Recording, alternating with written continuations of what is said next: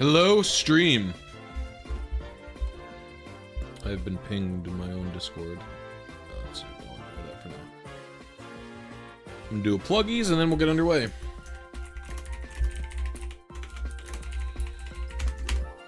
Oops. Forgot to ping everybody.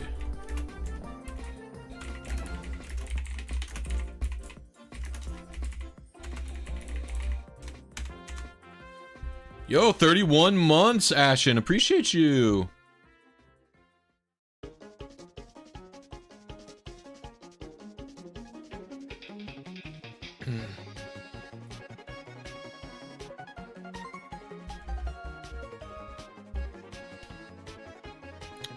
What up, Chunky Kong? What's up, Kazin? What's up, Pepe? How you all doing? All right. So, first thing we're doing, because we're gonna brain flat. Let me get live chat going as well, by the way. All right. So before we get the glitch going, we do need to pick out a target Mew. So I wanna find a Mew that's find a Jolly spread because I don't have a physical attacking Mew. So let's investigate. We'll see. Come on, DS. See if we can't find a non-TGTV Mew because TGTV will be too hard. For various reasons you'll see. 7 minutes. This really needs a nature filter. I will say that much.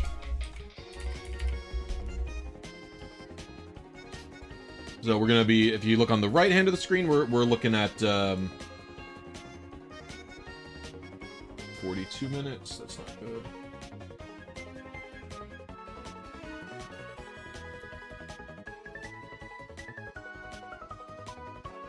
Oh, we found it. All right, this is the target. This is 1 minute total. All right, so we found our seed. So we need to make this Mew shiny. Is this PIDs here? Where's that seed? PID is the second one. Okay, makes sense to me. All right, so we're gonna need to make this shiny.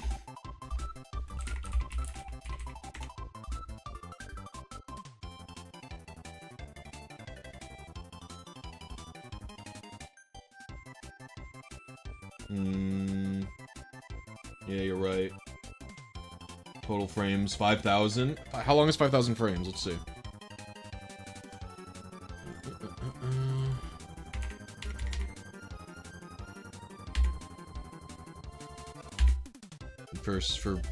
For reasons I won't explain, we'll cut that in half to 40 seconds. Let's see.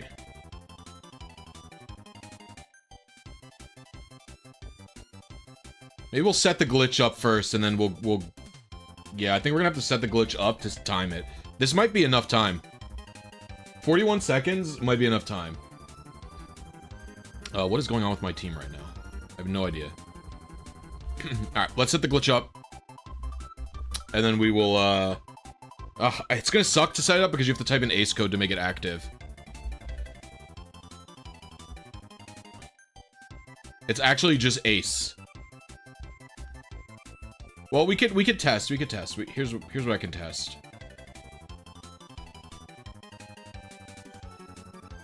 So the timing will start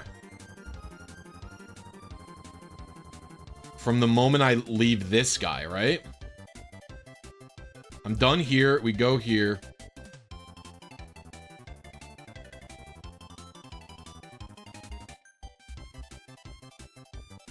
I think that's plenty of time.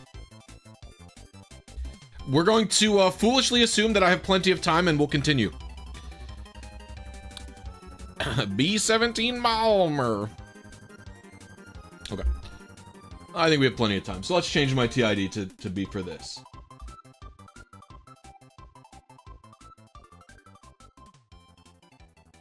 Let me go to IDs in Gen 3. Is this game 0623? I have just like some random ID, huh? Well, let's make the PID. Alright. So we need to do the change TID SID code.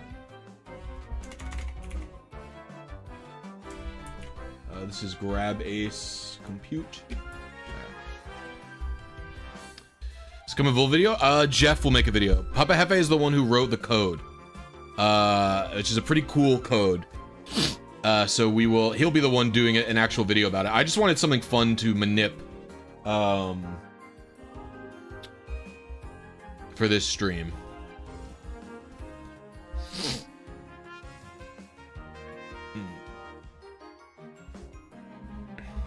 WRUN.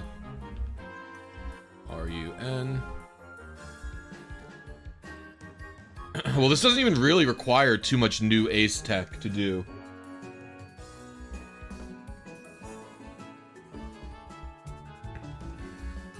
Quite frankly, it's just grab ace. All right. Did I do capital E? Yep. We'll do 3. All right, we got this. We got lefty quotes. No, wrong. No, that's right. 3 spaces into ellipses to lefty quotes into Q, capital Q, lowercase n. This is not emerald at all. No, this is fire red. We have righty quote. Nope, I overshot it again. I do lefty. Capital R M. We got 2 spaces. 1, 2. So right now I'm just changing my trainer ID, secret ID, just to make this Mew shine, basically.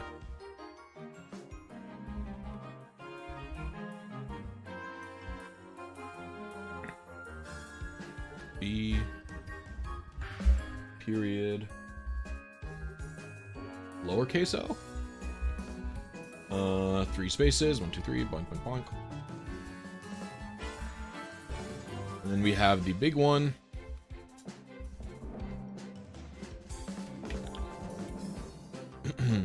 Alright, we have 1.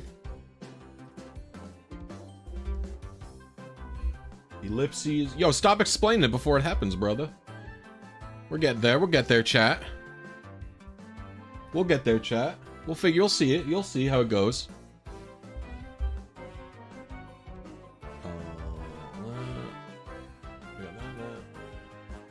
We gotta keep them in suspense.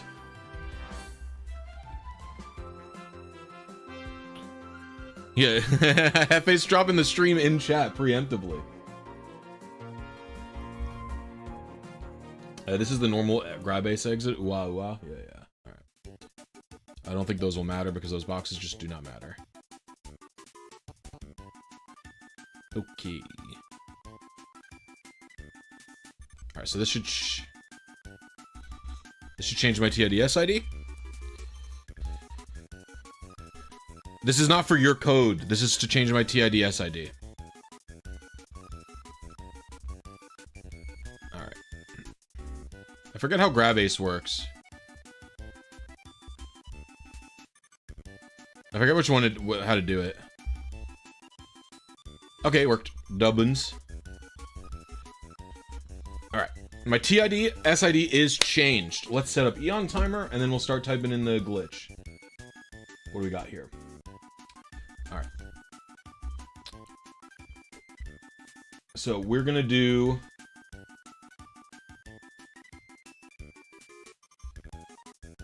sound mono.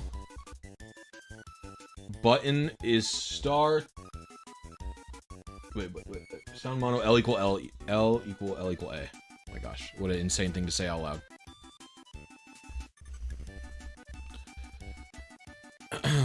There's multiple stable ace species in fire red and leaf green. What I just did there was a stable ace species.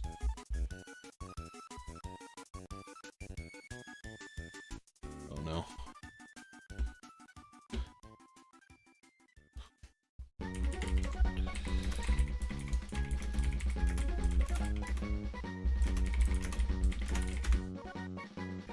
Okay.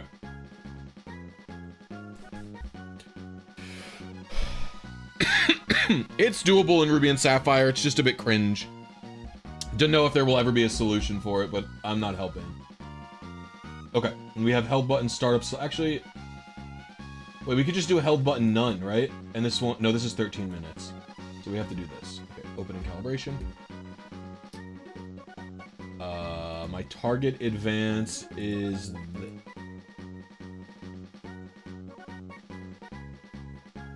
Oh, I fucked up. I fucked up in my testing. I goobed it. I think it's still enough. Maybe. No, there's no way this is enough.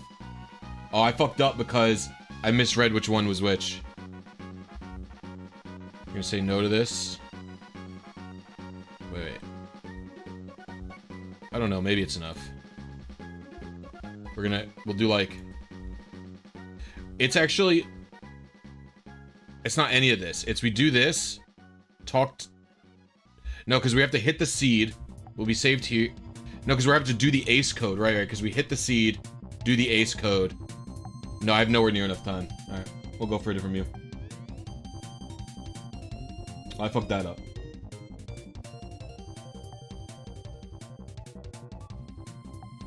That's really all the Jolly Mews.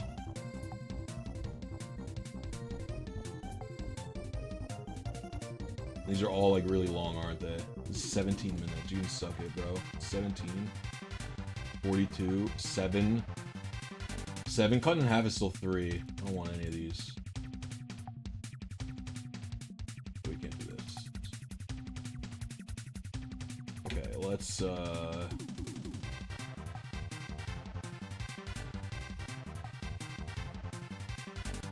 guess we can look for adamant.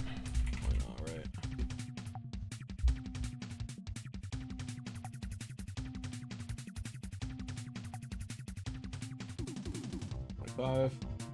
Let's look for some adamant one then.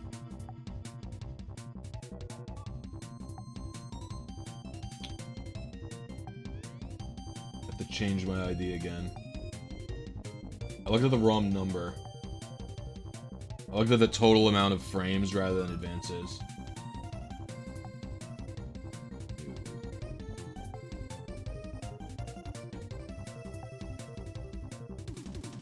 You want an easy chill manip, bro.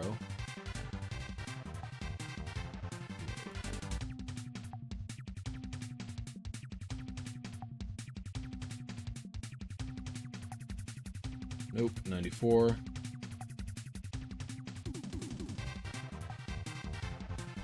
Well, these all suck. Alright, we'll just go for a timid one then. I think one of these is pretty short. I don't remember which one, though.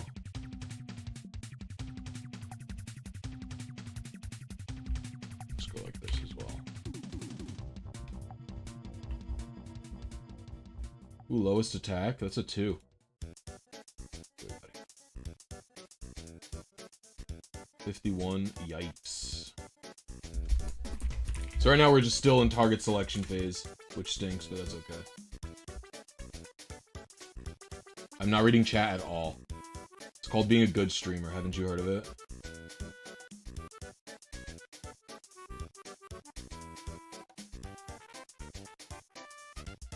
Literally no idea what's going on. This one's 4 minutes cut in half. This is 7,200 advances. Alright, we'll go with this one. This is a known seed. This is like the BC whatever, right? Let me go back into Pokefinder. Get out of here.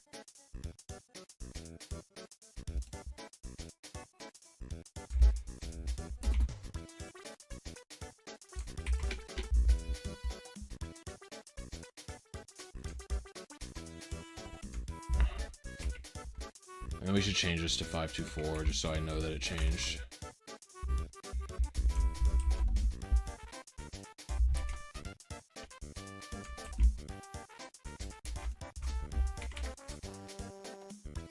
Alright, we change again.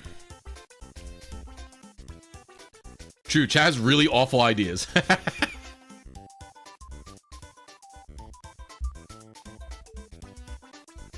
Alright. Oh, Lord. We gotta rechange, we gotta redo everything. Right. WRU lowercase n question mark E period lowercase o.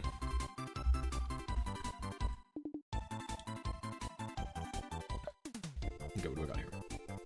All right. It's all like very similar, but two. Wait, no, it's a bunch of spaces. 1, 2, 3. 2 ellipses, capital Q, lowercase n. Alright. This one's the same. This one's slightly different. I don't even know if I'm on English 1.1 or not, by the way. Space. It's 0, B, period, lowercase o, ends in 3 spaces. And then this one is where the actual TID is probably stored. We got capital R. So I'm changing my TID SID for a Mew that we're going to be aiming for. Who knows if I'll be able to get it today? We'll see. Q and F. This. Then we'll do capital Q, lowercase n. And this should be the same. Oh, really? You instantly go into ellipses rather than this one? Alright. So we do.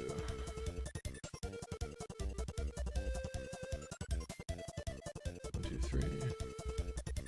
Capital RM. We're just typing in a code now. Alright, alright, alright. We're gonna save really quick, because I think I might have to redo the filler, but I don't want to. I am not changing the game's seed and frames. No.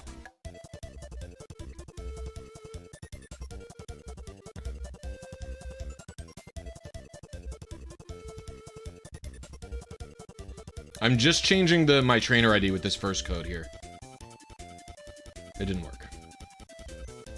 It could be that I have to do the other way. I forget which way.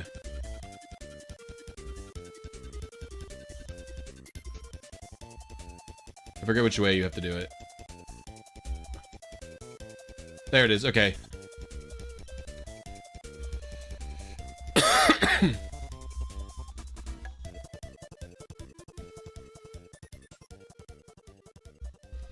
Okay, now we're gonna start doing the Mew situation. So we know we're going on DS, hit enter, open in calibration. So we are doing stereo, L equals A, button held start, no, button press start, held button none. This is an easy seed as well, very W. Oh my lord, the buffer on this. There you go, save again. Okay, dubbins, all right. So this is gonna be a Mew every time. Nope, just the regular Mew. All right, don't care if shiny or not. And our target advance is this, but don't worry, that's actually not as long as it looks. We're gonna set this to like 12, and then we'll do like 17. That's probably too big of an advance range to search, but it's fine for now. All right, Mew setup is a go. So, I should check which version of Fire Red I'm on. Squirtle. Tiny Turtle, I am on 1.1. So there's a start Fateful Mew battle here. So we don't have to do anything, we just have to hit compute. We'll get the code. Now, I do need to write every box name. And once we're done writing all the box names, I have to go to this little guide up here. Open link in new tab, so we'll do that in a sec. All right. Let's pick up normal guy, swap with glitch guy here. Okay.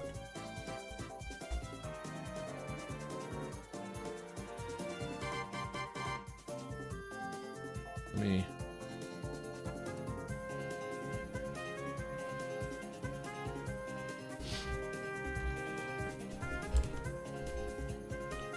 So we have backslash, BU lowercase n, capital I, G lowercase l, O. So crazy how they've managed to find a font that actually encompassed all of like the things that you would need in order. Like the lowercase k and the capital K in this font look like completely different, where usually they kind of look the same to me. And the space. All right. 1, 2. 4 O R lowercase n 1 2, and then we have 1 space lowercase x. Can I name it Moo? No, I will not. Shide. Does this yield a legal Mew? Oh, you'll see. You'll see. Okay, we got a R. By the way, gamers, if you're enjoying this so far, if you're excited to see the Mew, if you're excited to see Mew, please hit the like button. We only have 46 likes. You guys all hate me? No likes in the chat? Very sad. 1, 2, 3. All right. We got C, G, exclamation point. Right now it's just code typing, so obviously not as exciting, but still. We're doing lowercase q, capital X, capital S, capital R, lowercase n. Thank you for the instantaneous likes. You guys hit the liked button and it, like the dopamine button went off in my brain. And I went, yes, likes go up, me happy. Is it healthy? No. Is it good for my ADHD? No. Do I feel good in this moment? Yes. Is that good? No. Will I do anything about it? Also, no. Lowercase n, and then 2 spaces.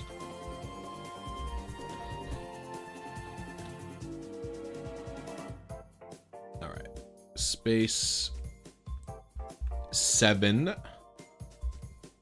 capital F, exclamation point, lowercase q. 1, 2, 3. Then, I hope the Pokemon in these boxes doesn't matter. Because I have all the bootstraps and stuff for Attack Ace.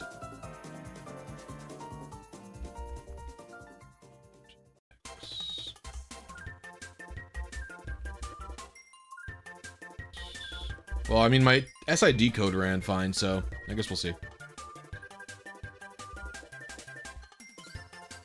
I did the wrong letter. What the heck?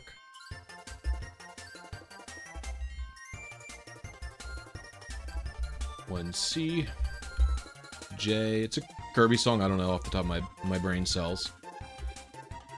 J N X. What up, Quarter Mistress? How you doing? Quarter Mistress, a blue sky enjoyer. She's always liking my posts there. I pretty much quit Twitter. I tweeted my first thing in over 6 months because I was getting annoyed at people saying that I cheated because I used RNG manipulation to get AIM's team and that gave him an advantage. And it's like I did RNG manip the team, or 2 Pokemon on the team, but the thing is, the funny part is anyway, the Ho-Oh and the Girafarig took me longer to get than they would have if I didn't use RNG manipulation. So I don't really think, I don't know if you can say, can I cheated to go slower, question mark? That'll all be tackled in the video, which will be coming out soon. But I'm probably going to delete it just because I don't want any of my info there still. Wait, this is box 14, isn't it? No, that's box 13, okay. 1, 2, 3. 1, 2, 3, 4. All right. And then box 14 needs to be named.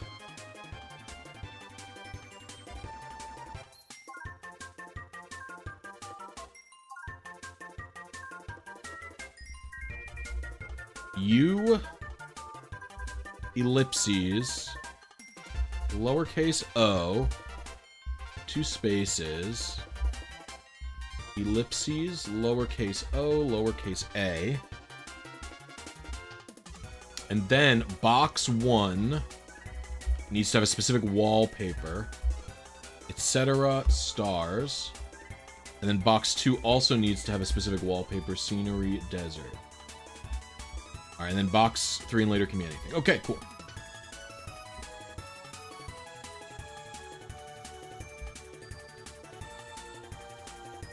So, we are going to save the game. I did the Zebo and got permabanned from Twitter. How the fuck did you get permabanned from Twitter?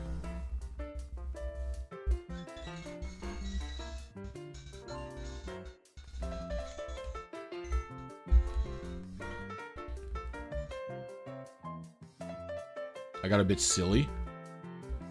Oh, the person on Twitter did. Alright, well, the game didn't crash. This is good news.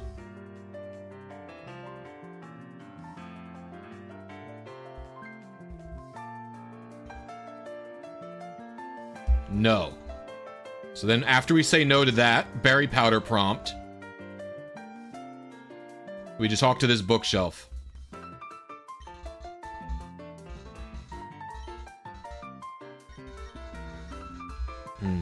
It isn't working. Oh, it's this one. It's a Butterfree.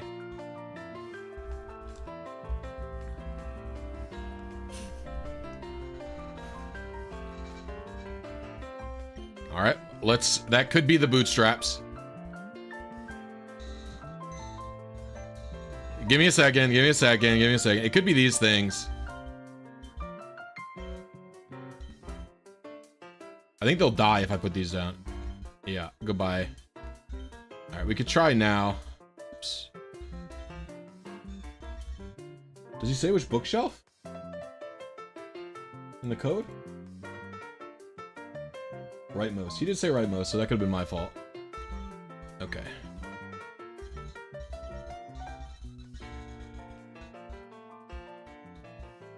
So, we'll try again. Go over here. Say no to the berry powder. Continue back down.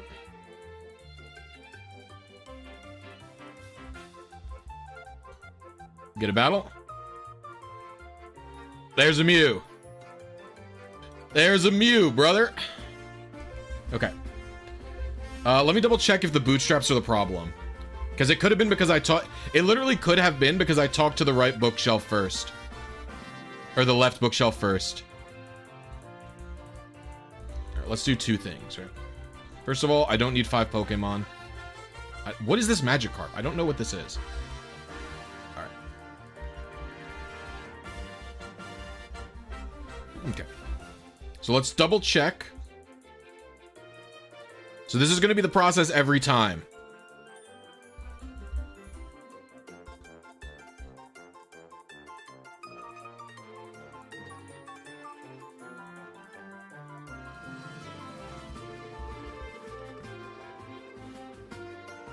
Okay, the bootstraps do not interfere. There's the Mew. Okay. Perfect. So, I don't have to move the bootstraps. That's really good news for me, because that'd be a pain in the butt otherwise. Okay. Let's put Magikarp back in and save the game, and then we'll start actually trying to get a shiny. Start putting them in here. Let's... Oh. We should start with this saved over here, saved in that box. So now we're going to need to figure out the exact process for the Manip. So we're going to have to do a couple of things. First of all,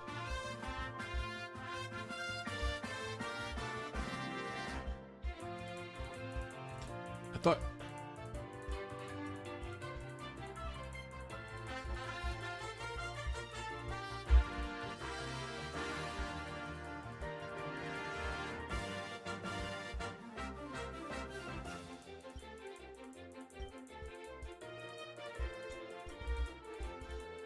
Is it every 2 steps?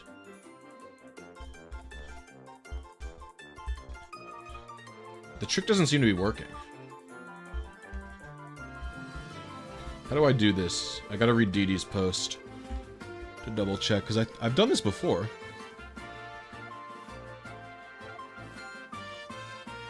Inside buildings. One step. It's 1 step inside buildings. That's what it is.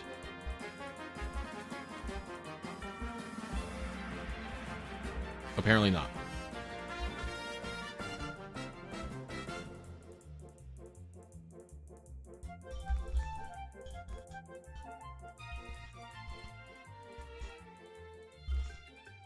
Beasted.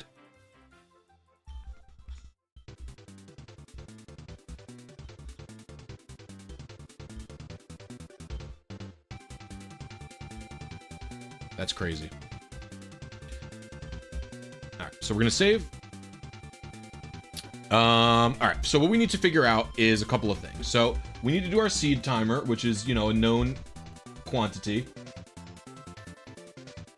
I'm on DS, so this is the seed timer that I'm using.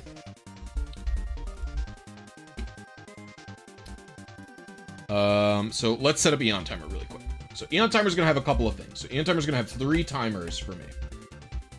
It's technically triple frame perfect, but we'll see. So we're gonna do milliseconds for our seed. Then we're gonna do advances, and we're gonna do like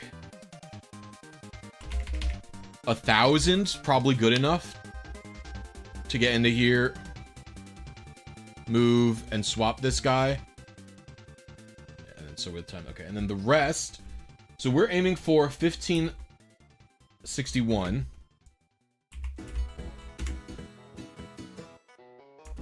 We're going to subtract 1,000 from it, and then we're going to divide it by 2. And you're going to say, Jake, why are we doing that? And I'm going to say, shut the fuck up. I'll tell you. All right, you impatient.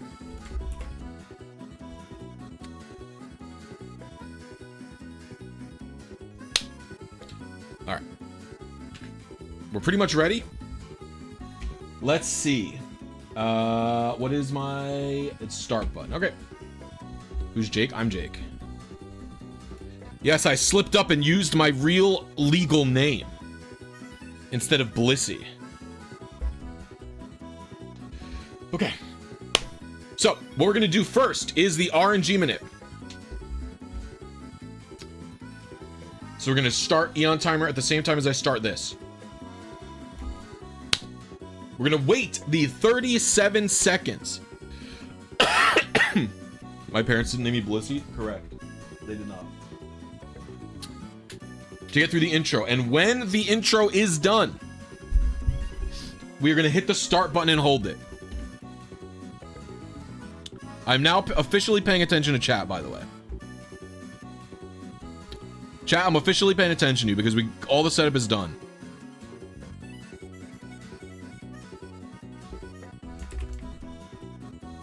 This is a short seed. So now I'm holding start. We're gonna go through here. We're gonna immediately talk to the PC. Might need to give myself more time to swap. Swap ditto with this. Gonna back out. And we're just gonna walk to this counter. Say no to it. Go back.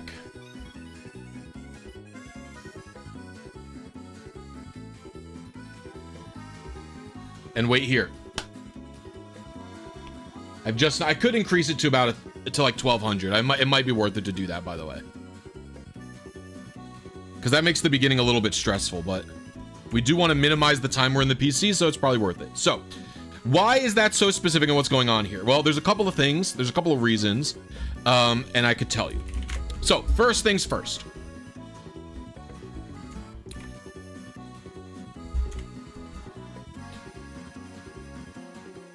First things first. The reason I have to do a timer for when I'm going into the PC and exiting the PC. That is because in all of Fire Red and Leaf Green, only in Poke Centers, So this only happens in the first floor of Poke Centers, only in Fire Red and Leaf Green. If you go into any sub menu, so if I go into the Pokemon screen, or if I go into the PC, and then I come back out and the overworld reloads, the RNG starts advancing at 2x2 instead of 1x1. And because this Mew is spawned using this glitch Pokemon, I have to go into a sub menu and come out. And there's no way to avoid it, because this is the only location in the entire game with enough NPCs to get this trick to work. The bookshelf actually counts as a non-player character, by the way. So that's what's happening there, which is crazy. So I'm actually waiting about half the time I usually would because of this. Here we go. So why is the process to get the Mew?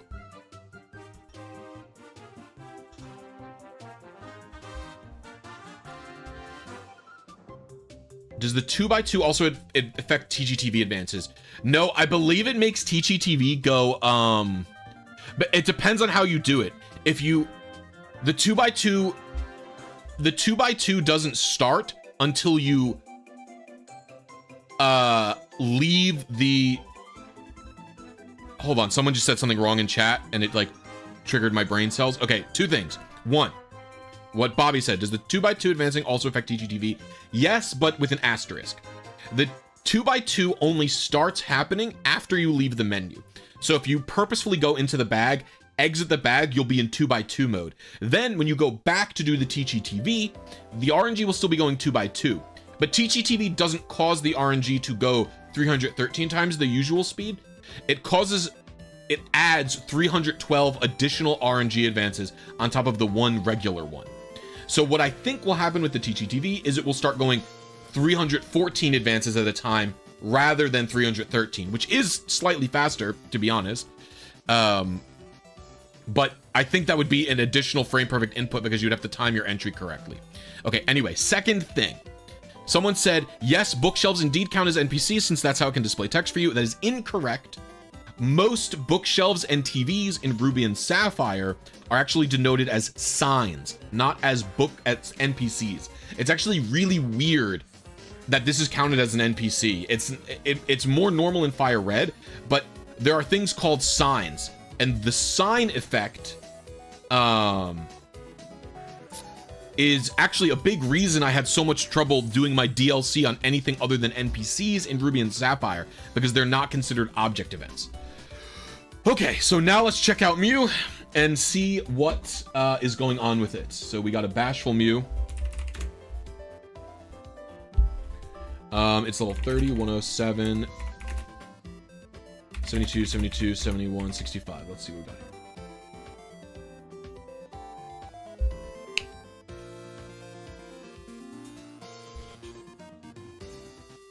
Okay, we found one already.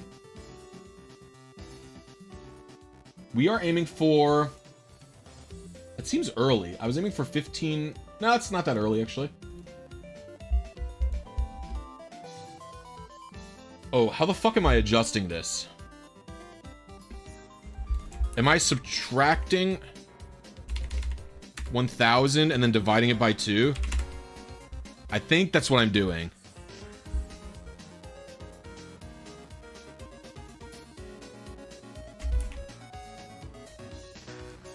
Let's see. I don't know if this is gonna work. Is this Ace or RNG Manip? It's both. Por qué no los dos? Yes, of course. Okay.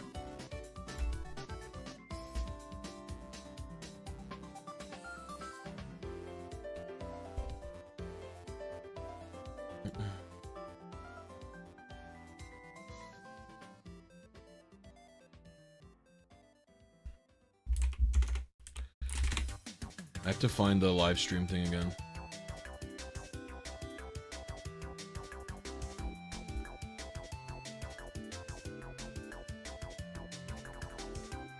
Okay. Ace to cause the encounter to spawn, that's correct.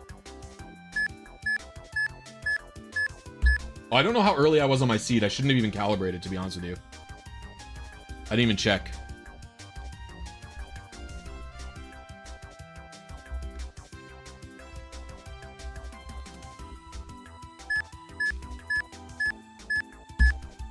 we're going down here.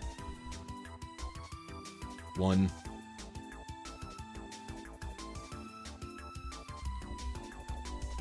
Mash B on that guy.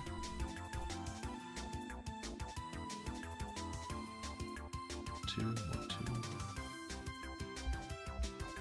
All right, and we wait.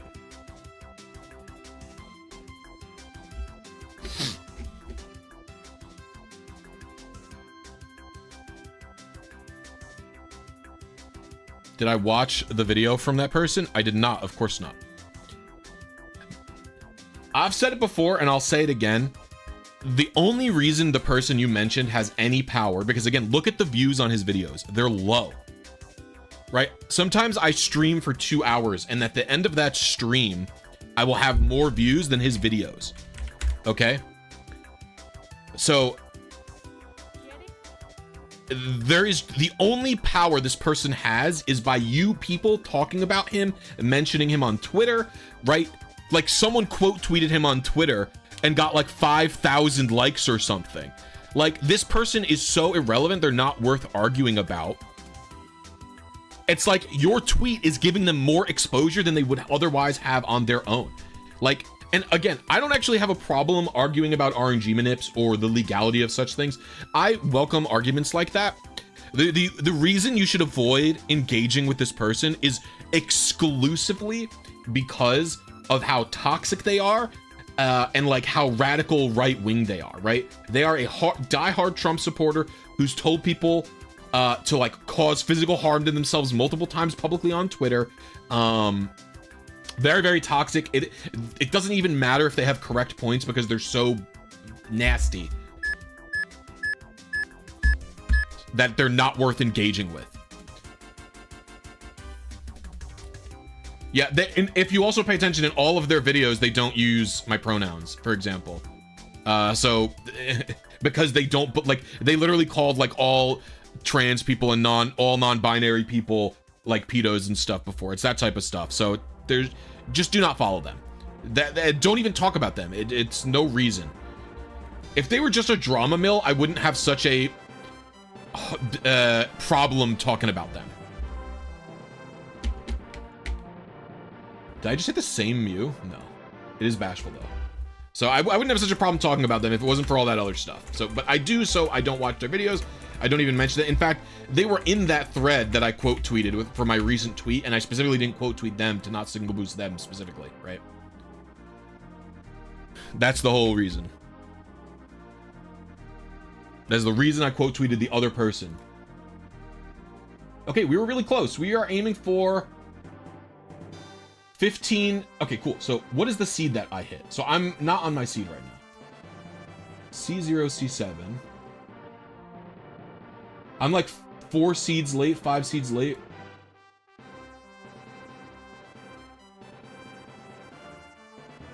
So let's put in the milliseconds on the seed here. Let's copy that, put that in. We'll do an update, and we're gonna try again. We can't see the search results. I'll fix that in a sec. Okay.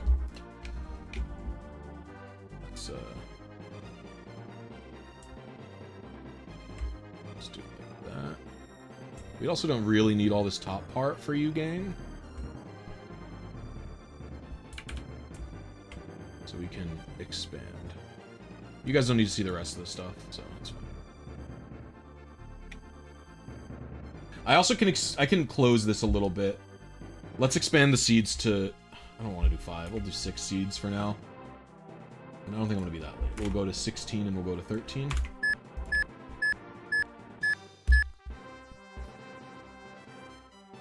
What up, Mixer Vine? How you doing? Or wait, no, your name is Marvin, right? I always forget. I just assume it's like I assumed that you were non-binary and that you were doing mix.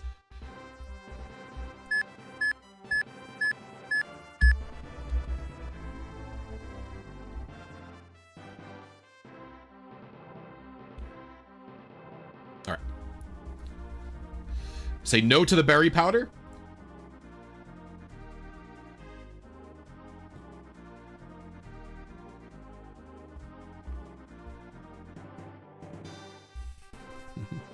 I'm warming up to catch shiny thunders via RNG Manips. What tips do you have to make it easier? Which game? It depends on the game. Man, I remember doing RNG Manips in 2011. It warms my heart to see the tool's gotten so much better. Yup, Dawn Vodka. Shit is gas these days. It's gas. White one, good luck. The way I do Tornadus Thunderous RNG is, quite frankly, I just make sure that I can hit it before, and then I replay the game on an advance I know I can hit. But actually, there is a bunch of data collected by Nick Plays. You can find it in my Discord in the black and white 2 pins. There is, I think it's the 3rd pin in black and white. It's black and white 1 roamer info regarding rain and stuff like that. So you can check that pin out. He's done so much research in black and white to deal with wild RNG for NPCs and to deal with the roaming Pokemon to really figure out a lot more consistency for it. He's done a bunch of work. Sounds like an anti-drug slogan. What does? They are a result of Ace, I believe. I believe it's a result of like certain scripts not being where it's supposed to. How did it feel watching PokeMMD go deep with the team I made for him? Dude, I was fucking pogging out of my gourd. I was literally just popping off. I was like, let's go! Because none of my teams have ever even gotten on stream before. They've never even been on stream, the ones I made for the World Championship. But I was so excited, so. AIM got, I believe his placing was 6th. He was in top 8.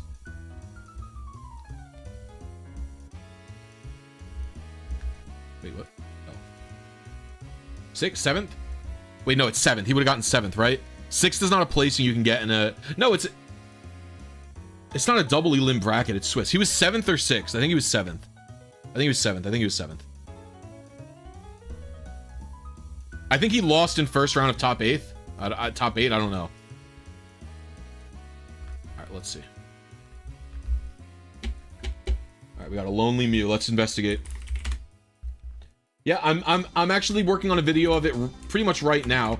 I just finalized the script, and I'm hoping to have the edit done in a couple of days. Okay.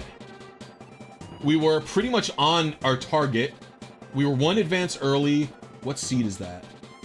We were 1 seed late, 1 advance early. We're already getting locked in. Locking in, locking in. Locking in, locking in. Now, if you guys are enjoying this crazy shit that I do with the MEW glitch here, or with the e-reader DLC, or getting competitive teams, if you guys really enjoy that stuff, you like watching it on stream, there's no better way to help me out than becoming a channel member. It's only $1.99 a month. That is the price of that's third the price of a Twitch sub. Third the price of a Twitch sub. $1.99 a month to become a channel member. You get access to videos early. Like I said, I'm working on one right now. You'll get access to that early. You get access to behind the scenes content. You get access to emoji that you can spam here. You get access to a special members only chat in my Discord. A bunch of stuff. So if you want to support me, that'd mean a lot to me. And I'd appreciate it. And if you don't have any money to spend, don't ever even feel worried about that. Don't even feel worried about that. You could just hit the like button, and that's really helpful too.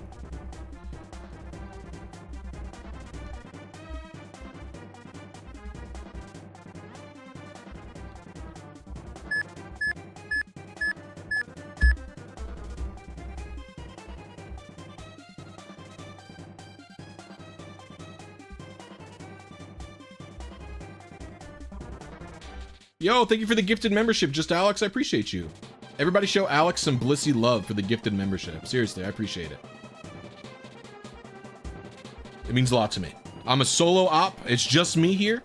So any amount goes a long way to helping me. I really appreciate it. Metroid Hunter summoning shiny Mew. Oh, we're doing the mystical dance to summon a shiny Mew from a bookshelf.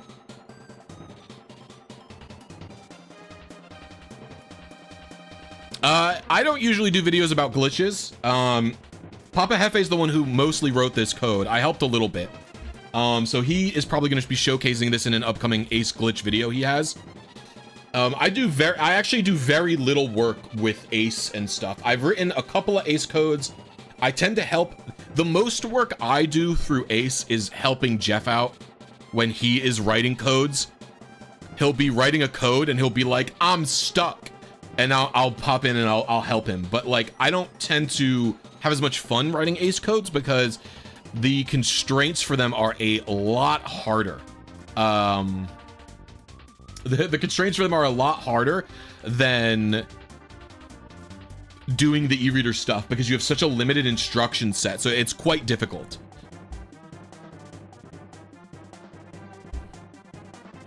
Mew, this is not using e-reader. This is not using e-reader at all.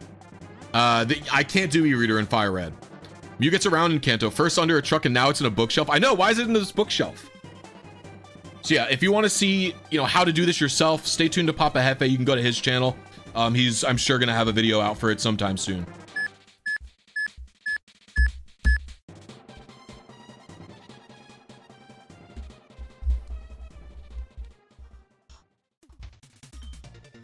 And I actually have in the thumbnails, even in Papa Hefe created Ace. No, Papa Hefe has done a lot of work to either make Ace more accessible or write Ace codes, stuff like that. What kind of hater pops into the stream to dislike? Do I have dislike? I can't even see dislikes on my end personally.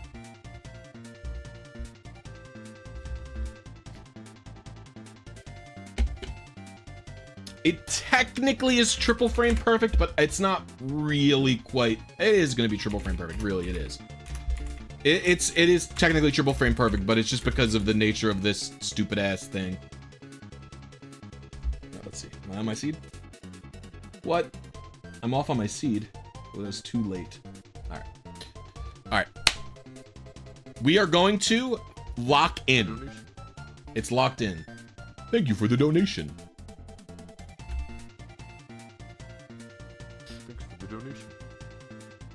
Oh, I didn't even say thank you for the $2. Yo, thank you for the $2 Metroid. I appreciate you. Everybody show some Blisy love to Metroid Hunter. I'm sorry, I missed that. W, Ian.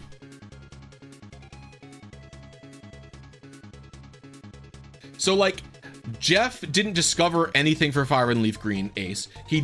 Papa Hefe did discover the universal unencrypted Pokemon shuffling. That is his big discovery. But he's also worked on a bunch of like methods for obtaining Ace Pokemon. Like he doesn't discover the glitch species or anything, but he finds out like the easiest way, the quickest way, the lowest effort ways to get them.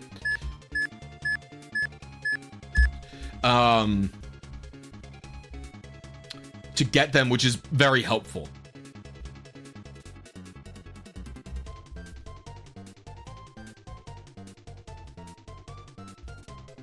Yo, that's how you have to be when you're RNG maniping, Dagaleo. You just have to lock in.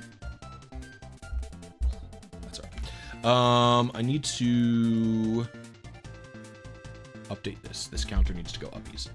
We have one of our member goal for today. Using your item RS clone video, and I was wondering if it was possible to corrupt mail slots 2 through 6 to be able to clone items without having to give. If it was possible to corrupt mail slots 2 through 6 to be able to clone items without having to give your party members mail. I don't know, unfortunately. That video is really old. So I don't actually know for sure at all.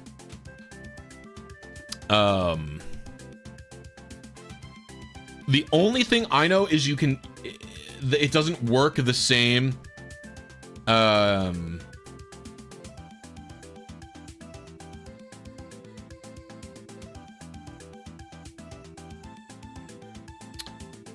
It doesn't work the same as it does in the other games because like when you get the corrupted 7th mail slot in Ruby and Sapphire, what I do know is it corrupts tiles instead of PC boxes and stuff. The chat box bars is literally where Mew is stored. Oh yeah?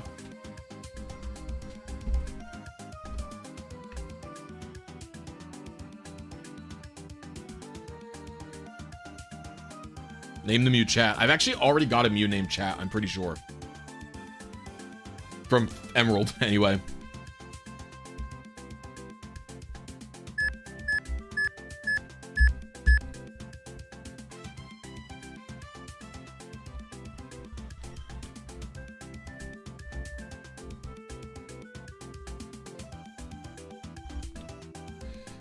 Special VAR 809 also handles text box edges, apparently. I've stolen the shiny Mew and stored it in Jeff's basement. Jeff doesn't have a basement, but he has an attic. He might have a crawl space. Most houses have crawl spaces under them. Yeah, you could just run ace codes or do unencrypted Pokemon shuffling to clean it up if you really wanted. All right, 104, 71, 72.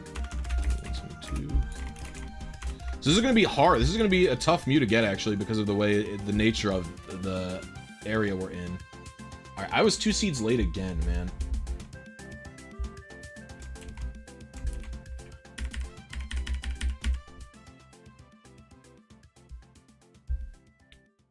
We're gonna do a little bit of an adjustment. Will there be ace for new Pokemon games? For like Gen 10? Probably not. Oh, my battery died. I forgot to plug in my DS. Its battery only lasts 45 minutes. My DS Fat's battery is in the toilet. I literally can't take it out of the house.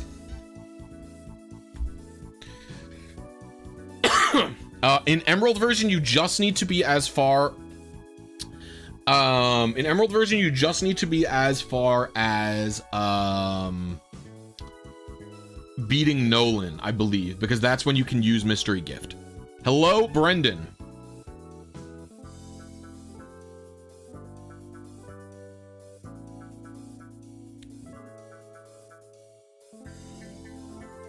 $50 USD for a repo is, you are being scammed if you pay $50 for a repo.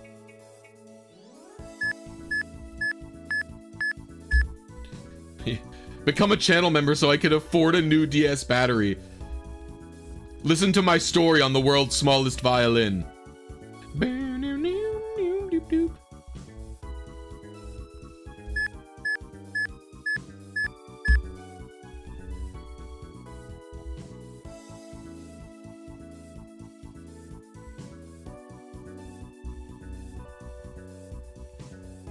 My repos cost me like $5 to make. Like, no, it's a little more than 5. It's probably like, it's cheap. You can buy the thing that lets you flash cartridges for $35. Blisy, I was curious. I want to get into streaming content, but I've had a hell of a time finding a console that can output. Is there a reliable place to find, or get, what do you mean a console that can output? What do you mean a console that can output? I don't know what you mean.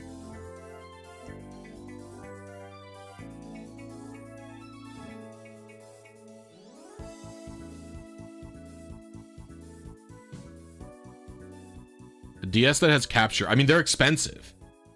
It's the cost of a DS plus labor plus cost of hardware. It's probably like $300, $350, something like that. You just, I got mine from Loopy, or I made mine. I bought the parts from Loopy and made it myself. It's just DS Capture, isn't it? DSCapture.com. No, it's 3dscapture.com, and then you click DS Capture page.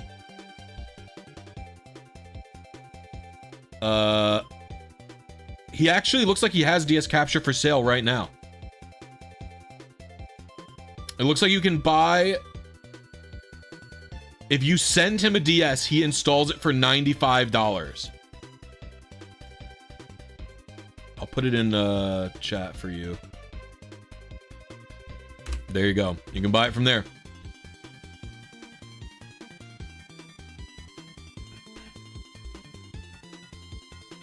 This is the guy who makes them. So this is him.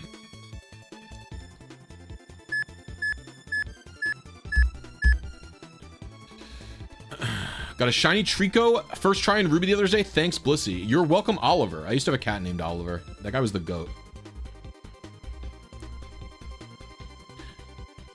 What if I'm Blisy became I'm a Gator or I'm a Totodile because you have your favorite, because your favorite Totodile line? Well, that's like the bit in my old intros. In my old intros, it used to say, "Hi, I'm a Blisy," and then it would play a FRLG cry. They used to, this is my old ass intros. We got naughty.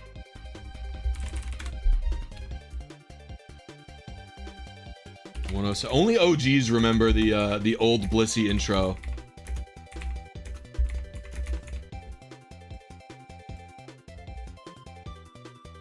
All right, we are on seed 2 advances late.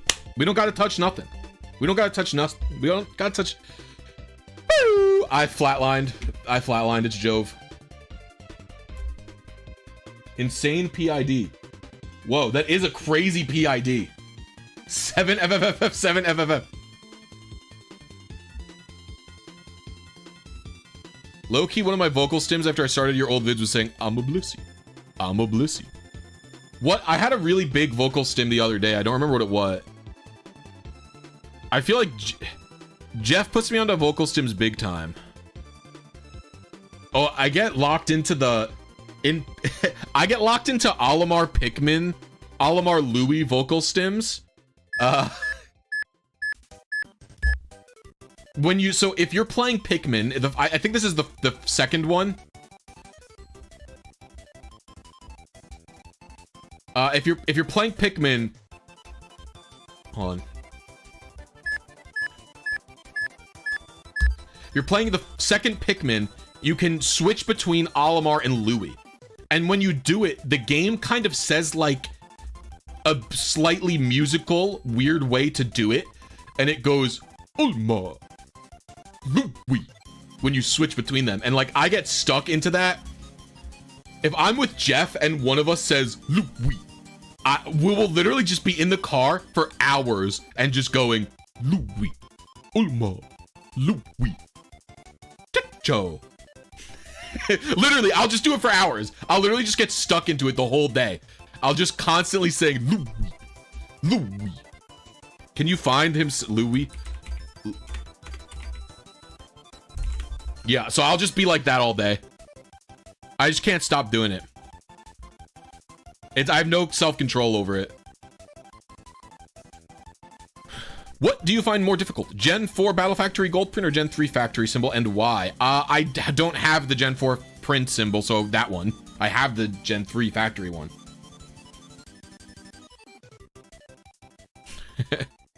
I'm not a huge fan of the Gen 3 factory though, I'll say that much. I'm not really a fan of the Gen 4 factory either. It feels like you don't have all of the tools to potentially deal with I feels like you're not given enough tools to be able to reliably beat the thingy. You know what I mean? So do you love Gen 3? What's your thought on remakes like Omega Ruby Alpha Sapphire? I actually enjoy Omega Ruby Alpha Sapphire. I think they're good games, although I don't necessarily think they capture the exact feel of the original Gen 3. It's a similar story, but a different energy about it, I think. Is this an actual trick without Game Shark or any cheats? Yeah. I mean, you could see here's my DS. No Game Shark.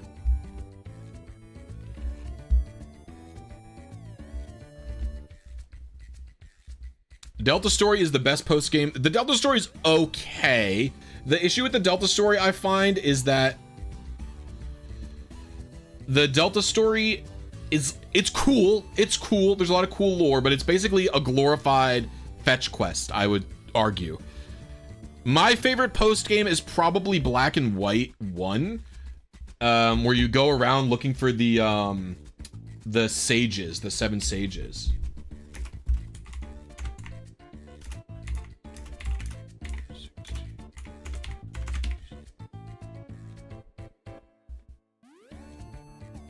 I was 2 seeds late again somehow. I mean, I think the Delta episode's good. Does it excuse the lack of a battle frontier or interesting post-game facilities somehow? No, it doesn't. I don't think it does.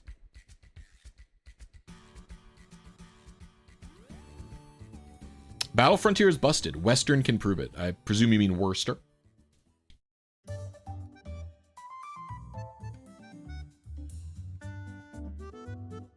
I'm actually not a huge fan of having battling post games. I like it when you do stuff. So like the 7 Sages quest and Delta episode are cool because you're doing stuff for the story. Right?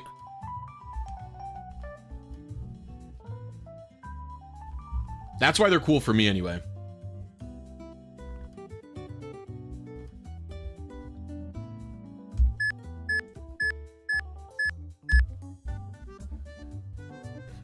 XY postgame is pretty lacking, although you do have the looker thing, which is fun, but like that's it. There's really just not a lot to do.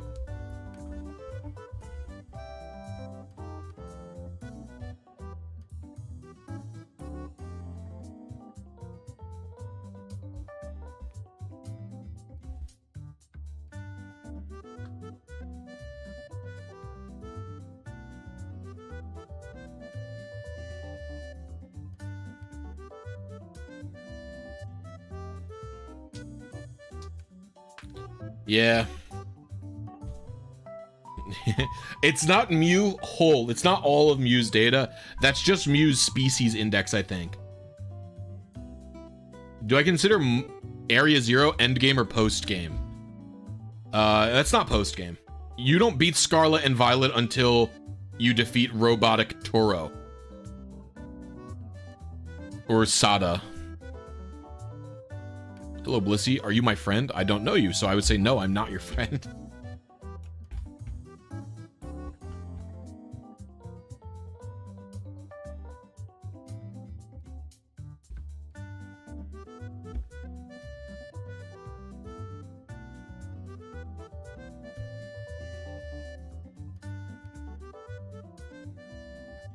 How are you? Oh, whoops, I didn't read it right.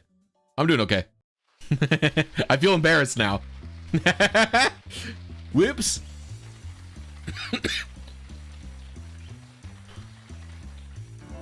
Listen, reading's hard. Listen, reading's hard, okay? Oops, my bad.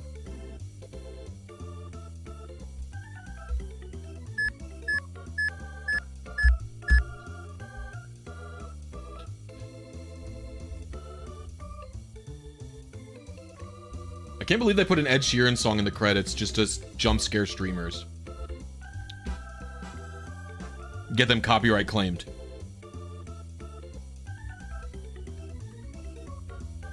We are all mortal enemies here. Yes, it's true.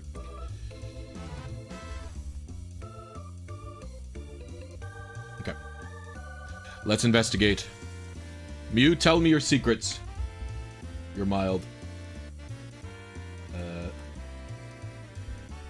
Mild Mew. A mild-mannered Mew goes home to be a superhero every day. Little did they know, when they enter a telephone booth, it's Super Mew. What is that seed? Okay, I'm like skewing late on seeds hard.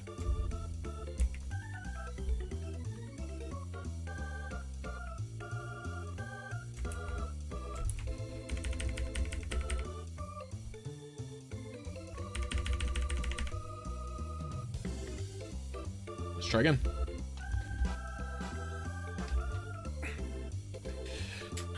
Quick summary on the Manip. Yeah, you'll get it. Let's get it right now. Quick summary on the Manip time. I start Eon Timer at the same time as I hit A to launch the GBA game from the DS. Boop.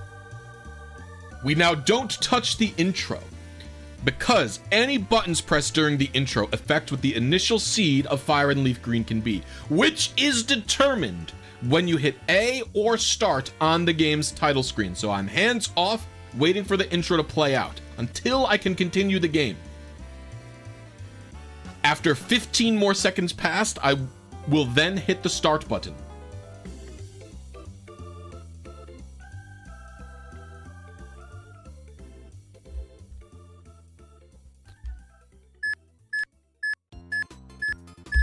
I am now hitting and holding the start button until we're at the save file select screen. This determines and locks in my seed. Now I go into this computer and I click move Pokemon and I swap Ditto with this glitch Pokemon. When I exit the PC, the advances in the overworld go 2 by 2 instead of 1 by 1. And I go over to this person who is now the berry powder salesman and I click no. No. Then I go over to this bookshelf and I wait in front of it. Because I swapped the glitch Pokemon with the Ditto, there is now a Mew in here.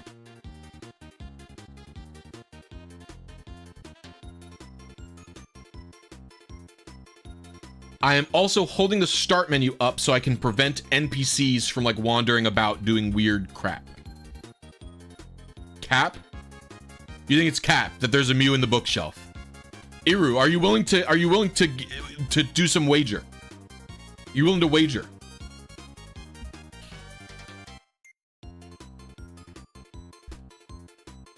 If you're wrong, and when I press A, there's a Mew in this bookshelf, you have to give me a membership. Give me a channel membership. How's that sound? It's only $1.99 a month. What's a wager if there's no stakes? Why can't I do this in real life? This is real life.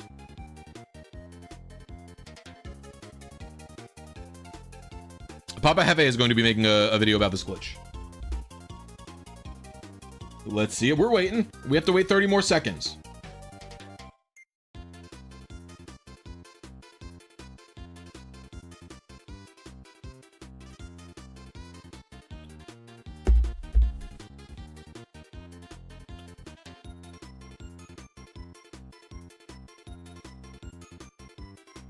Is it a simulation? I don't know. I don't think we can know if it's a simulation or not until we're able to make our own simulation. Hey, battle starts. There's the Mew. There's the Mew. All the doubters must now become channel members for only $1.99 a month. That's 1/3 the price of a Twitch sub, and it supports me, a small independent content creator, directly. Pony up, suckers.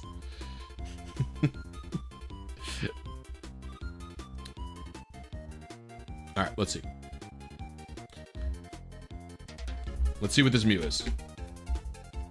We have an impish Mew here. This is also a triple frame perfect Manip because of how you have to do it, which makes it as hard as a TGTV Manip for basically no reason.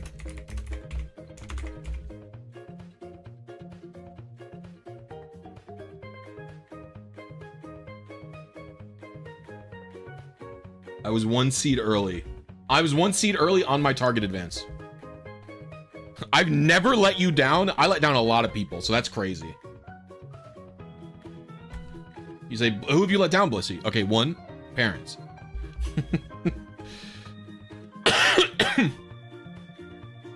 How long does it usually take to do a 3-step like this? It depends. We also have some interference from the NPC that's wandering around. Every time that NPC wanders in a random direction, it actually causing some random luck. I could be avoiding it, I think, by doing pause buffers. A of Castle, welcome to the channel members. I really appreciate you. Everybody show them some Blisy love, which is an emote that you get from becoming a channel member. I appreciate you, seriously.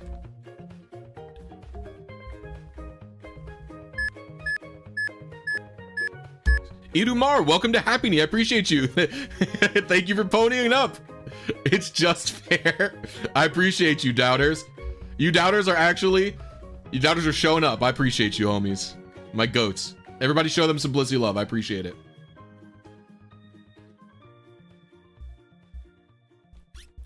So, 3 membies. Show them both some Blisy love. My goats.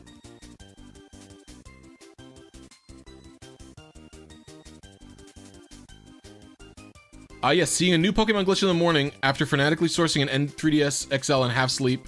Panic. Need to get dedicated Pokemon. Are you still asleep? Lammy, welcome to Chansey. I appreciate you. Everybody show Lammy some Blisy love. Ooh, that's 4. My goats. You guys are all awesome. I appreciate it. I don't even doubt. I just found it fascinating the many ways these games can be broken. It's very fun.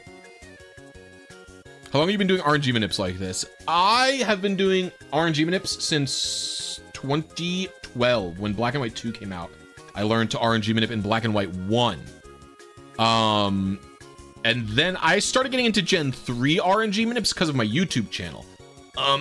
When I started doing my YouTube channel, I only knew about Black and White RNG Manips. I knew the older games could be manipped, but I didn't know how to do them until my YouTube channel. And so I started learning how to do Ruby and Sapphire and Gen 4 RNG Manips in about 2016. Fire Red Leaf Green is a bit newer because I was actually a not insignificant part of the process for figuring out how to properly do RNG Manips in Fire Red and Leaf Green insofar as the seeding goes. I've spent a bunch of time, you know, working on the bot, farming seeds, stuff like that. I made a whole video about it, actually. It's the I made a robot to play Fire Red for me video. That video talks about the seed finding process. Can you RNG on Fire Red in the 3DS? Yes, but you're supposed to be using Open AGB Firm.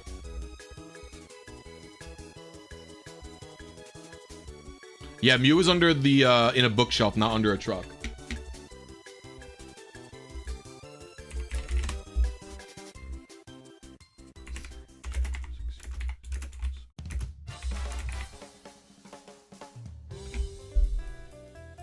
We were on seed 2 advances early. All right. Glad to catch live. I broke my Gen 4 games with my videos. Dubbins. I'm trying to get a blue Mew, but I can't. There will be no way I ever get a blue Mew unless I get 200 likes on the stream. We're only at 185. So I don't think it's going to show up until there's 200.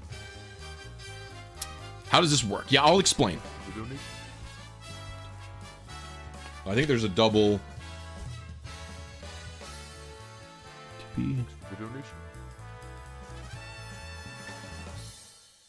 Where's this one?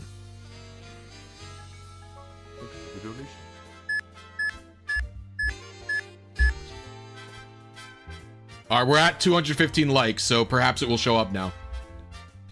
Okay, so what's happening here is pretty simple. So when I switch this Ditto with this Pokemon is a glitch species that runs my Pokemon box names as code. And what's happening is we're swapping 2 NPCs script pointers. So this person becomes the berry jar for like the berry crush minigame. And then this bookshelf becomes the, I believe it's the Deoxys actually. In fact, let's test this really quick. I'm not 100% sure if it's Deoxys or not, but Jeff is using part of the Deoxys script.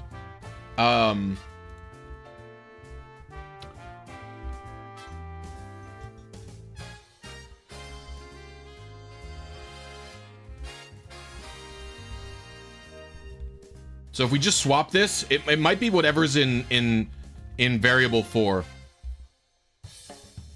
So there's nothing here. Yeah, that makes about sense. That about makes sense. But anyway, Jeff is using the Deoxys script. He's changing it to part of the Deoxys script pointer. And the reason that you have to talk to the berry script person first is, I forget which script variable it is, but basically saying no to, I think it's script variable 4 or 5, saying no to the berry script is putting a variable in script variable 4 that is Mew species. Let me read. I wonder if it's just in the code. Or no, Jeff is putting a variable in a spot, and then he's using the berry script as a way to copy it. That's what it is. Because we can put the variable in a certain spot, but no script use that variable for anything else. I don't feel like a good attempt. And so the berry script has a copy function to put it in the right one. Which is, I believe, what I helped him with. Let's see, we're looking at the source here. Store NPC, offset, yep, this is fine. Write berry powder script to NPC 0, yep. Get to the Deoxys script to store the Deoxys script there, yep. Write R4 offset to put in variable 009 in R11. Store Mew species in R12, write Mew species to there.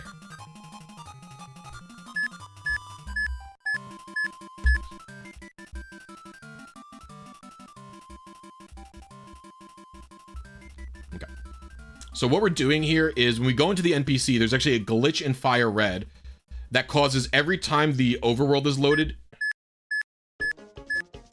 in the PC, or every time the overworld is reloaded in a Pokemon Center, the RNG will advance 2 by 2.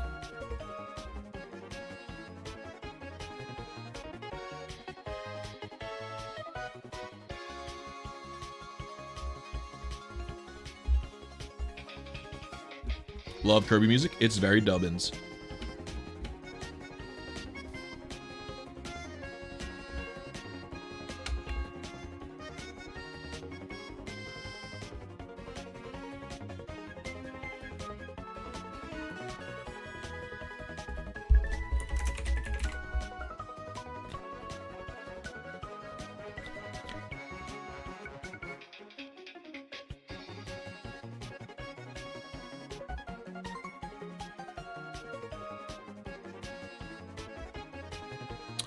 Ace in Fire and Leaf Green at this point is fairly easy. Yes, the Wandering NPC does affect the...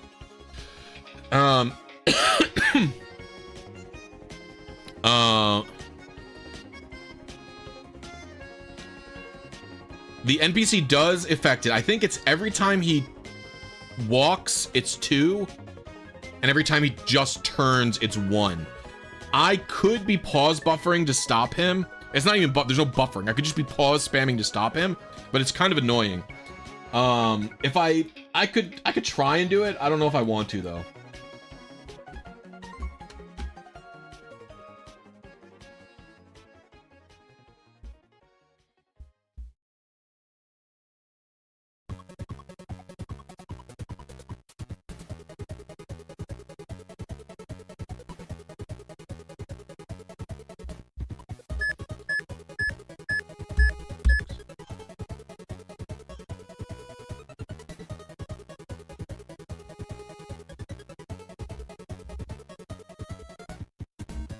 To get event items in Sapphire. The events don't exist in Sapphire.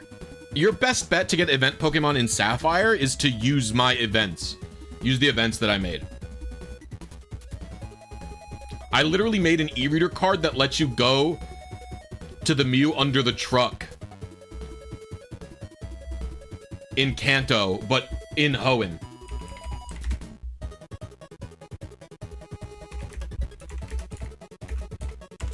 It's one of my least viewed e-reader videos, actually.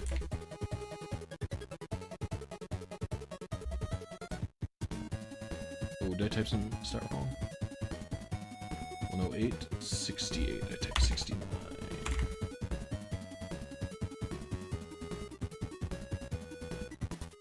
It's 1 seed early.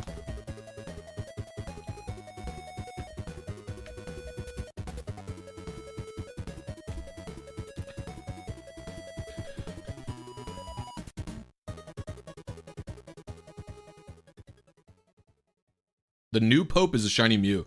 Have they picked the new Pope already?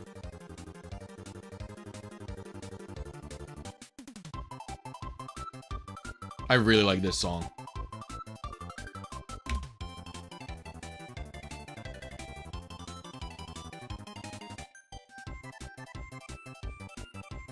We don't know who it is yet? I don't even care, to be honest with you.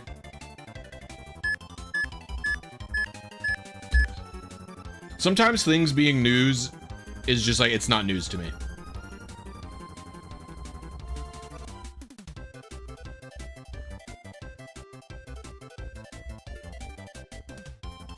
Oops, I messed up. I need to be leaving the PC at the same time every time.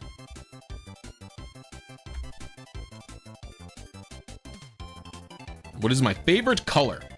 I don't know. Maybe green. I like green a lot.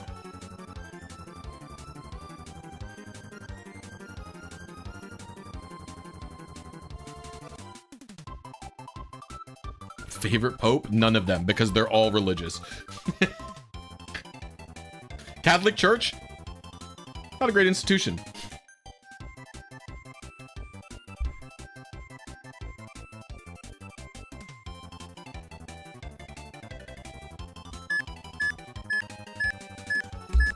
New lead diddler. That's funny. Green is not a creative color. What does that mean? Well, hold on. Let's get to the bottom of this green is not a creative color bit. What is a creative color? All colors are used in creativity. Don't hug me, I'm scared. I have no idea what that means. Reference to don't hug me, I'm scared. I have no idea what that is.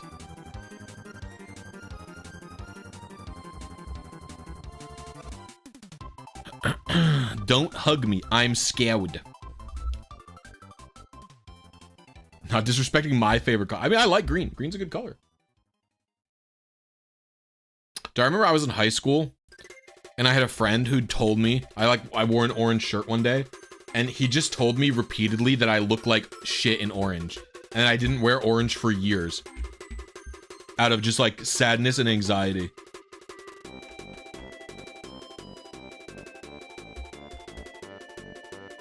For wearing the color orange. Because a person who I liked and trusted told me I looked ugly in it. What shade of green do I like? Like a deep forest, I would say.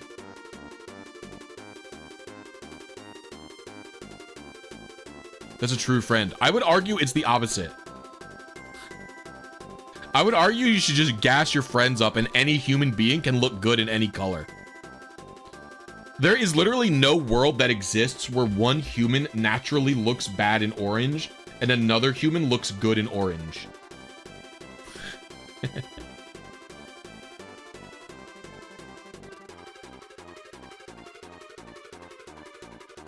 That is just like not a thing that can happen in reality.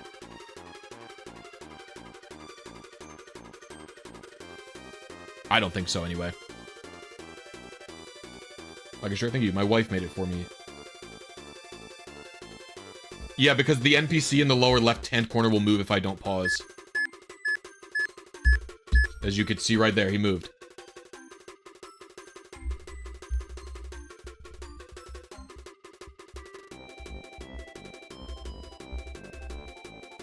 Do we do a quadruple frame perfect moment and go for the Deoxys this way?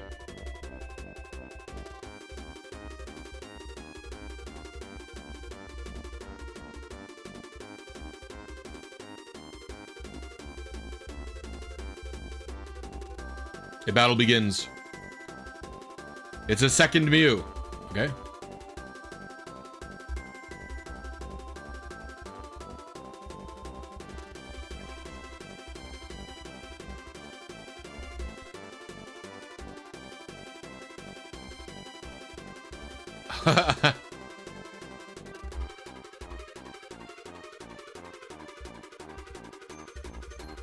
The Hariyama is named what its personality ID is named. Deoxys flew away. It's crammed full of Pokemon. Okay, that didn't do anything either, Jeff. Anyway. Alright. Jeff doesn't even understand his own creation. And this is why it doesn't matter what the authors think of their own books. Because the creators of such objects and stories and things don't even understand their full potential. Jeff doesn't even understand the emergent properties of what he's created. 0A90. I was like, oh my, I could not be that many seeds early. That's a scam.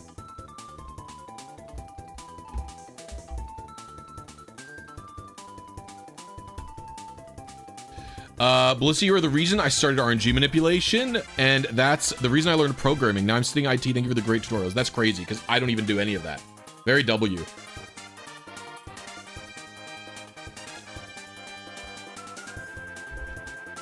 Yeah, this bookshelf is actually from the truck. And the truck dropped it off at the Indigo Plateau, and that's where the Mew went. I think that's the appropriate lore, Sneaky Val.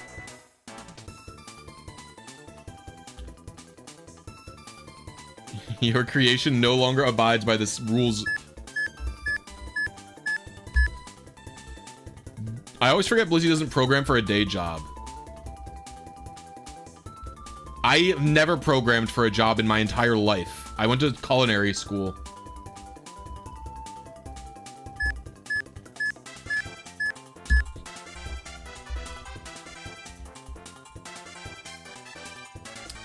I went to culinary school.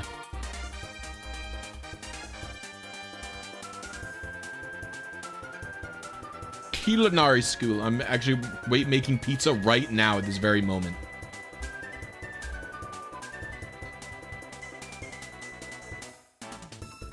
How did the truck get up there? It drove. Trucks can go up hills. Favorite meal to prepare? I like making pizza a lot. I have a very big passion for making pizza. I have like an actual serious passion for making good pizza. It's one of my favorite things to make on this earth. Which is it's the only bad thing about Michigan is they don't know what pizza is out here. They don't understand pizza out here. That's the only bad thing about Michigan so far. People will call Little Caesars pizza. I do have to go to Joe's. I do have to go. That guy's from Brooklyn. Brick oven? I wish I had a brick oven. Little Caesars is pizza. I disagree. No fast food pizza is pizza. Let me enjoy your cheap slop. I'm saying that you can enjoy your cheap slop. I'm telling you, it's not pizza. It's its own. You can go over there. I have to admit, Buddies was good. What is Buddies? I've never had Buddies.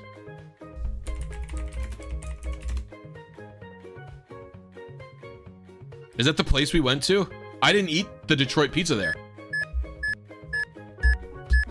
All of you fucking meat lovers wanted to eat pizza with meat on it, so I got a veggie burger. I don't know that you can get much more east than me, by the way. In Michigan. It's just, the only stuff more east of me in Michigan is Detroit. Camilla had a veggie pizza? I didn't have pizza when we went there. I didn't eat pizza. I ate a veggie burger. Amanda said the Detroit pizza was really good, though.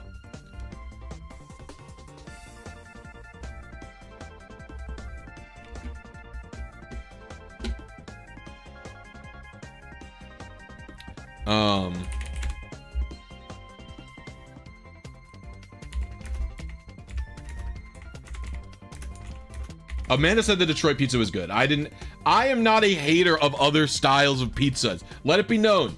Yes, I'm a New Yorker. Yes, I can be a bit of a pizza snob. I accept and am fine with other types of pizzas. So like, there's New York style pizza.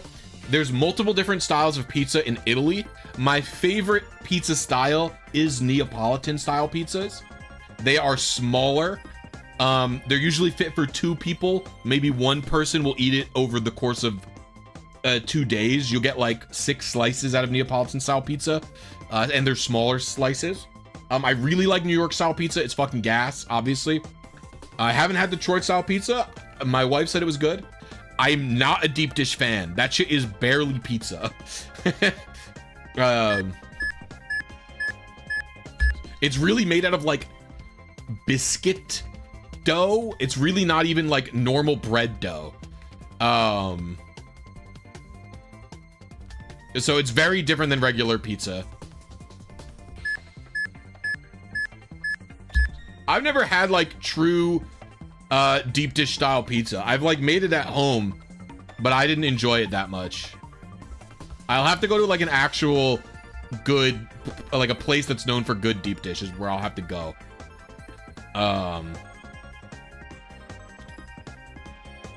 If you ever want it, Amanda loves deep dish, so I'm down to go there whenever.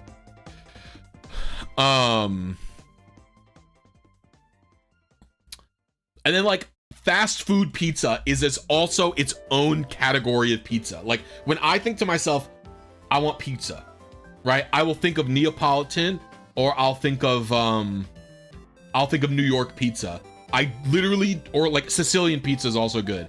But like, I literally do not think of fast food pizza. Like I don't think, let me get Little Caesars, let me get Domino. Like it literally doesn't even enter my brain cells. It literally doesn't enter my brain. So we're not doing it tonight. I'm home making pizza tonight. But you have to come. You have to come and meet the kitties. You have to come and meet them.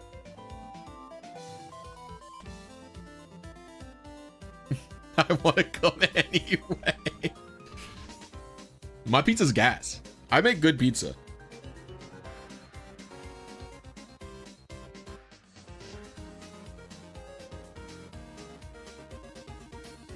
Making the dough of pizza is super hard. I think bread makers talk like talk harder than it is.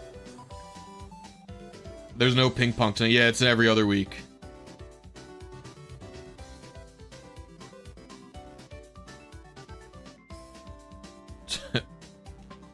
I'll ask Amanda if you can come over. I'll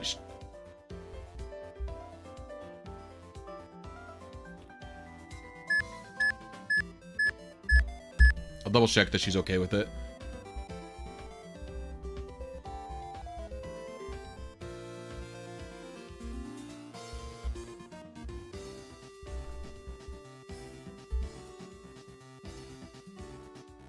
Isn't today? I thought ping pong was usually Thursdays.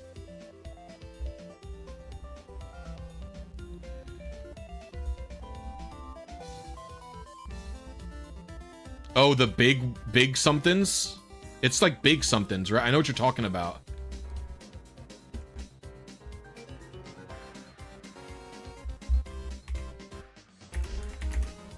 Amanda's coworker takes her kid there all the time.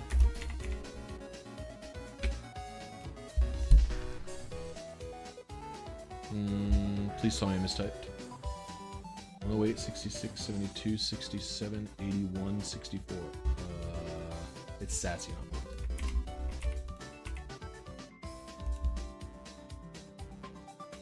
I was 1 seed early, I think. Or 1 seed late. It's 1 late. Alright, I gotta lock in. Lock in, lock in, lock in. Lock in, lock in, lock in.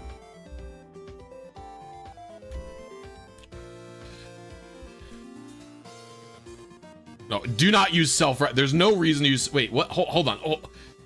Self-rising... Okay.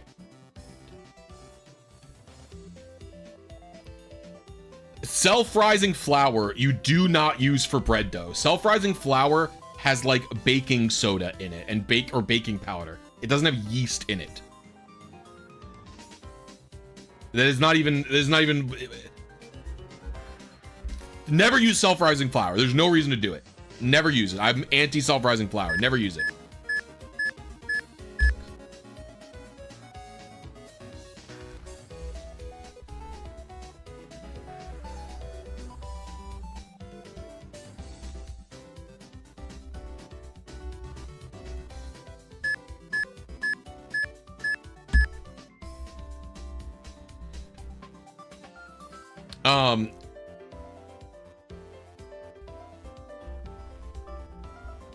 Self-rising flour is also not usually bread flour. I highly recommend getting bread flour. There's a couple of different types of...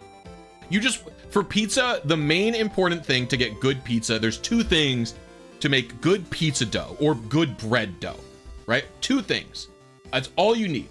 You need high gluten flour. So if you're just getting started, the most accessible flour is going to be bread flour.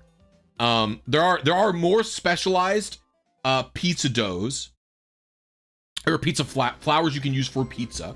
You just want something high gluten. So I tend to use King Arthur bread flour, but that's also because I tend to mostly make Neapolitan style pizza at home. I'm not gonna make a fucking 24-inch New York style pizza with 00 flour that I can only buy in 50-pound bags. But you also have to be careful with 00 pizza flour because a lot of the 00 pizza flour that you can buy has a browning agent in it, and the browning agent is not good for you. You should not get flour with a browning agent. You know, if you're making good pizza, you don't need it. I think Caputo's flour doesn't include the bromate.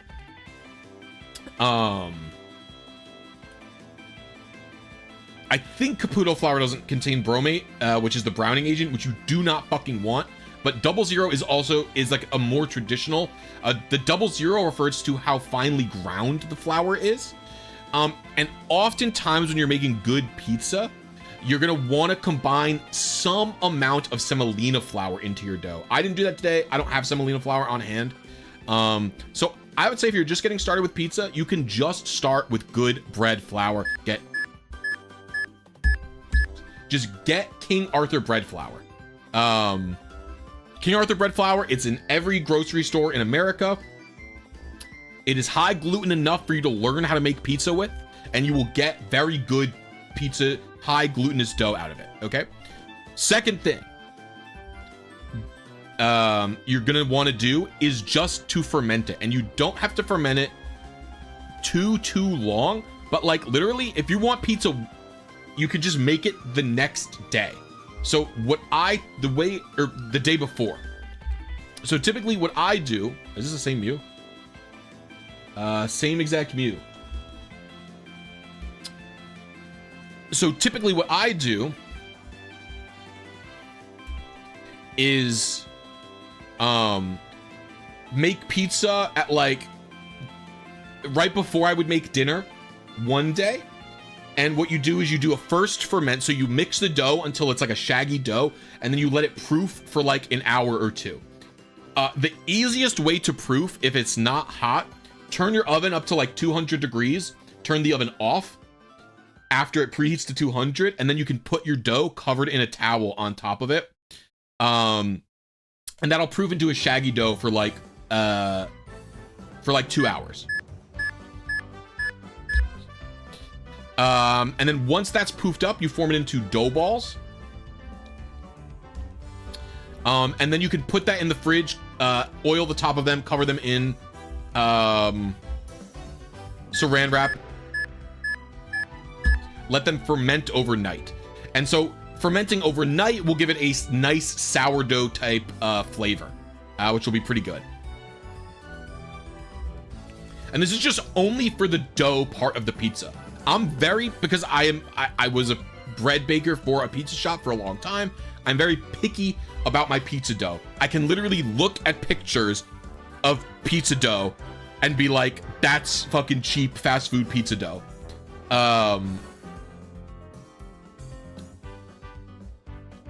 So those are the steps that you need to get good pizza dough.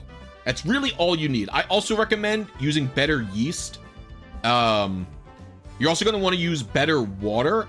If you live in an area where your water is highly processed, like I know California can have this problem where they have to put like chemicals in their water to make it safe, and then they have to put stuff on top of the water to make sure that sun doesn't hit it so it doesn't create like dangerous CO2 gas or dangerous gases and stuff. Just get like a basic water Brita filter usually is good enough to get like impurities out of the water to make sure, because those things can affect the yeast. I am fine using Fleischmann's active dry yeast. I never use instant yeast. I do not like instant yeast at all. I do not like it.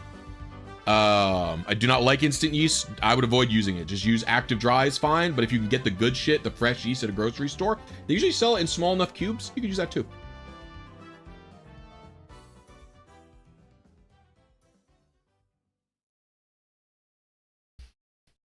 Maybe I'll share my pizza dough recipe with channel members. Channel members, would you guys be interested in having my pizza dough recipe?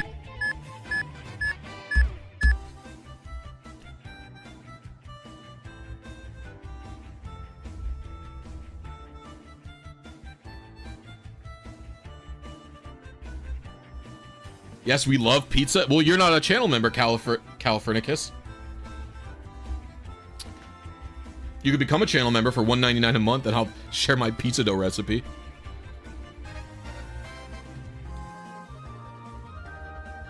I have to come up with a good pizza sauce. I'm finally happy with my dough. I'm finally very happy with my dough. And I like tend to wing the sauce a lot. So I haven't come out with like a fully stable procedure for the sauce yet.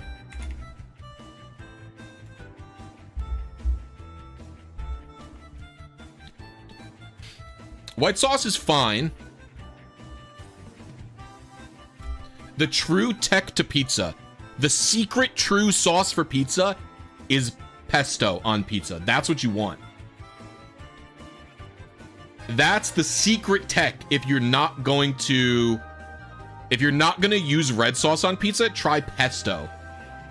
Pesto pizza is fucking gas. Do I use lazy RNG? No. Lazy Hunter is basically a plagiarist as far as I'm concerned. Do not use any of his videos. He's awful. He doesn't understand the processes that he's talking about or doing, and he doesn't credit anyone for any of the work they've done in the community.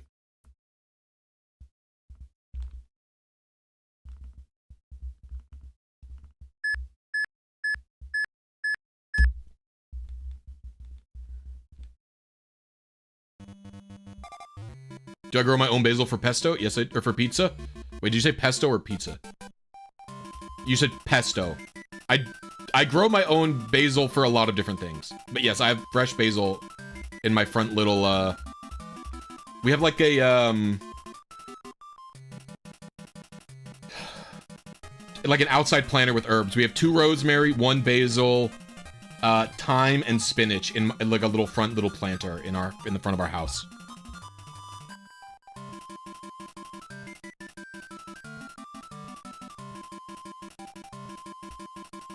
We're also growing garlic right now.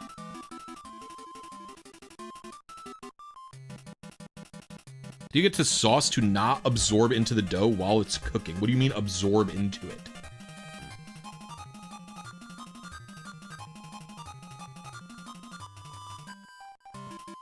Pizza should be cooked really shortly.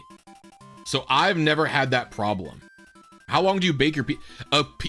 When you're baking pizza, it should be done in like 7 minutes. My oven only goes up to 500 degrees, so I can't cook true wood oven Neapolitan pizza, which bakes in like literally 2 seconds.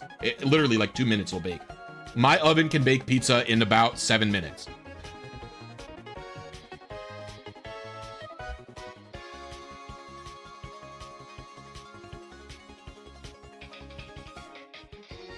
I'm not big on olive oil on top of the dough between the sauce. You can do that if you want. I would say your sauce might be too wet. It might be like really watery sauce. Maybe cook it down a little bit.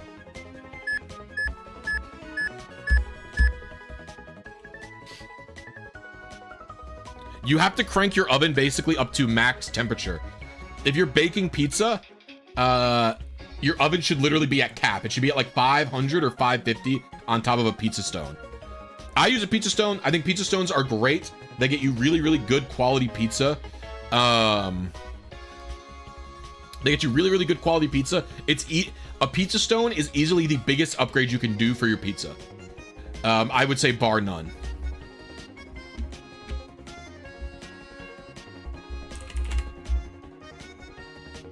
If you're just like starting off with your home. What about the grill? I love grilled pizza. I do grilled pizza all the time.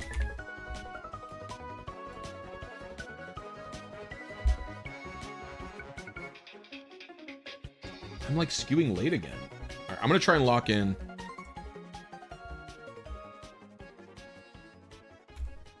Your stone's garbage? I don't know. My wife bought me both the pizza stones that we have. I didn't actually like that press.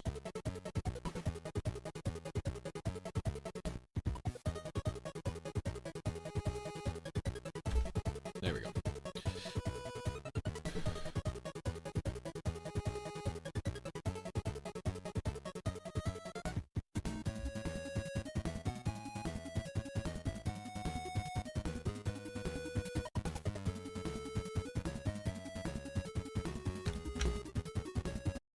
Let's find a different music to listen to.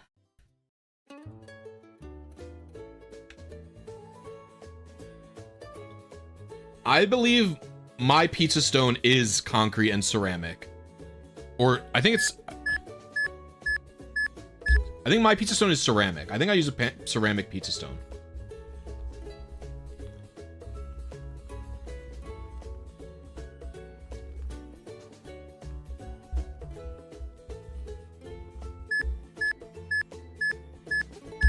And pizza stones are great because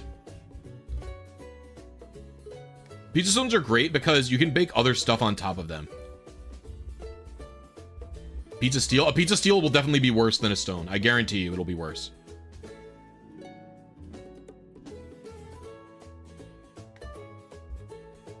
I don't think you can really... You just need a pizza stone that holds heat. The problem with the pizza steel is it's not gonna... The way a good pizza stone holds heat, it holds it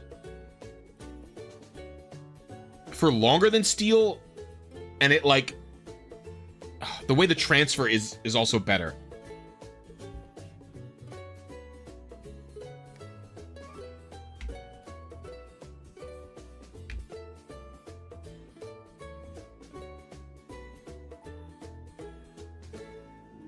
Do you preheat your stone? You have to preheat your stone. You should heat your stone up for at least 30 minutes before you put the pizza on it. So you preheat your oven to 500 or 550, however hot your oven gets. Then you leave it there for 30 minutes, and then your stone is properly preheated.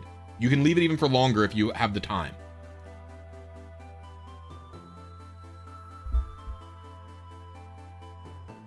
Is this triple frame perfect? It is. I'm also getting hungry talking about pizza, and I'm having it tonight.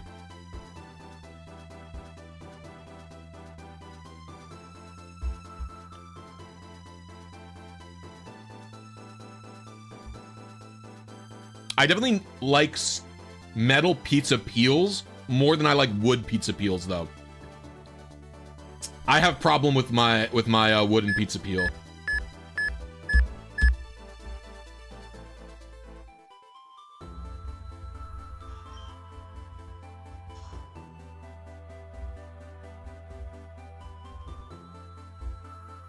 But one of the best parts about the stone is that you can cook other stuff on the stone. You can cook other stuff on the stone, which is really cool. Like, I tend to bake chocolate chip cookies on my pizza stone now. I put my cookie dough.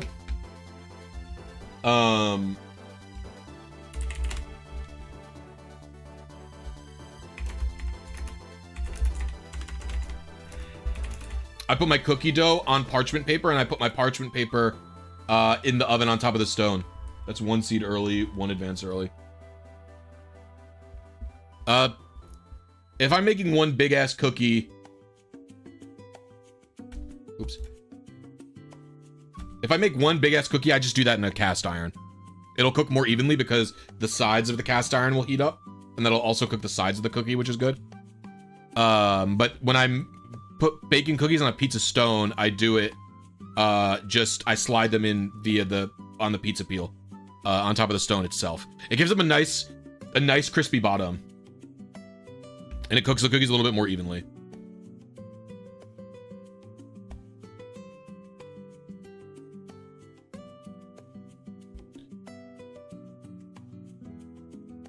The MEW has it. Alexa, stop. Soft and gooey, because that's insane.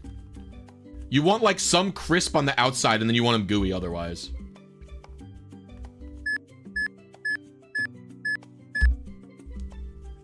I'll do an explanation of it on my next full attempt after this one.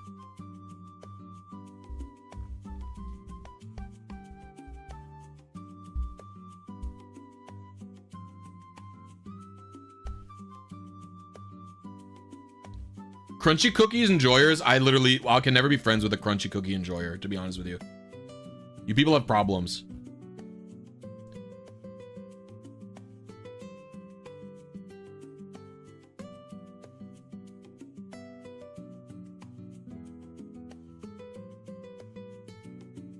I'm a PB&J enjoyer.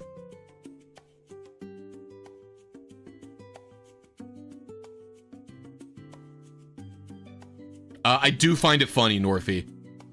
People claiming that I cheated. All the VODs are on my channel. Go watch. What's a crunchy cookie? A cookie that when you bite into it, it goes... You don't want that. You want it to just like melt in your mouth. That's what I want.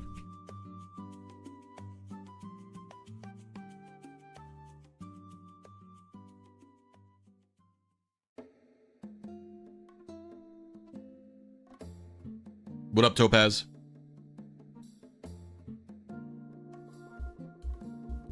But yeah, it's like people are like, Joey cheated to get his team. It's like, okay, go watch all the VODs. But then people are like, Joey cheated. What happened to Live Split? How long has Live Split been dead?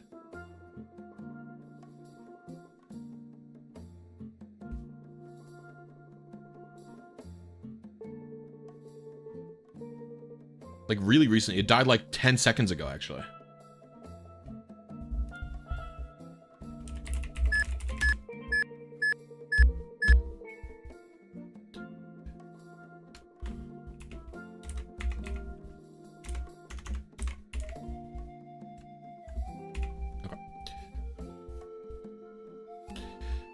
So it's like people are like, Joey cheated because he didn't make his own team.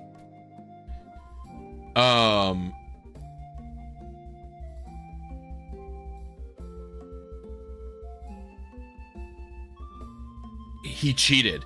And it's like, do I agree that people who I make the team for have an advantage because they don't have to think about it and they can wait longer and longer and they can just they can use the 8 to 10 to 15 hours that it takes me to make their team.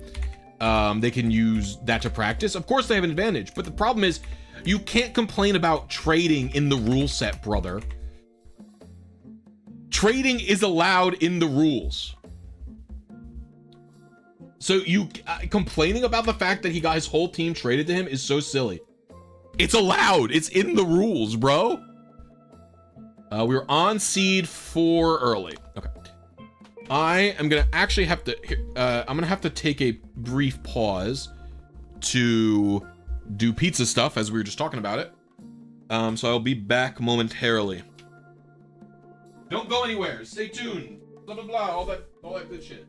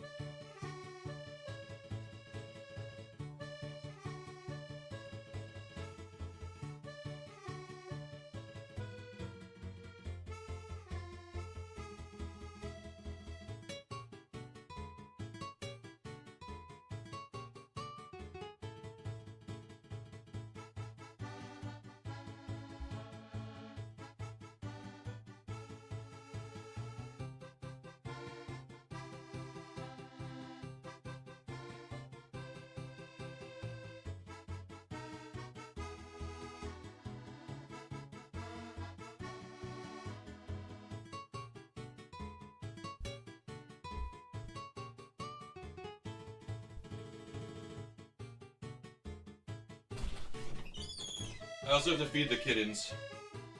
Oh.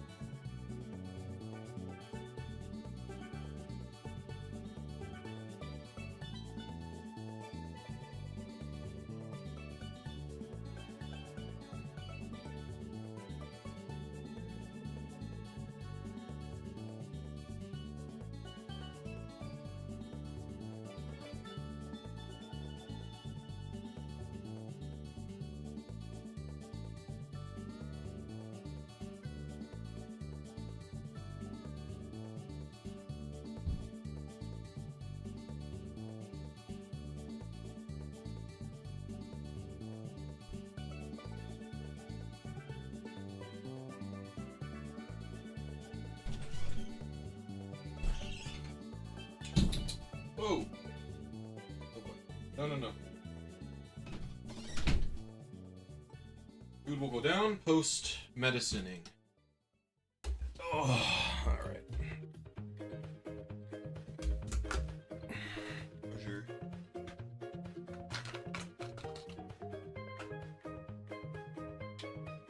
Hello, Owl. Did you have a good nap? This is Owl. Everybody tell Owl she's cute.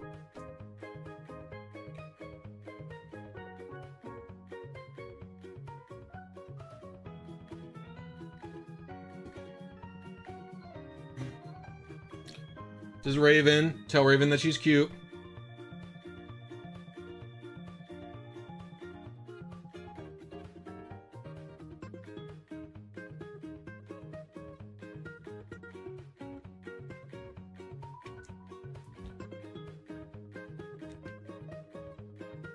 Okay.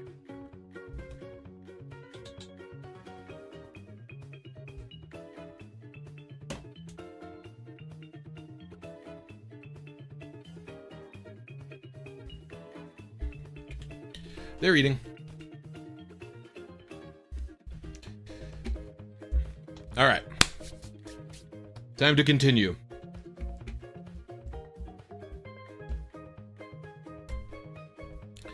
We didn't have to do any bottle feeding for them.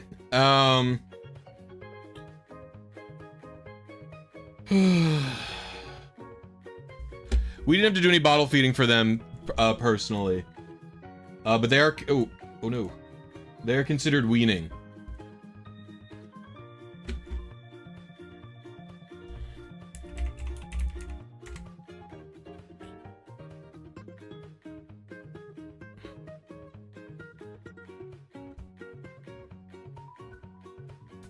They are considered weaning. Locking in.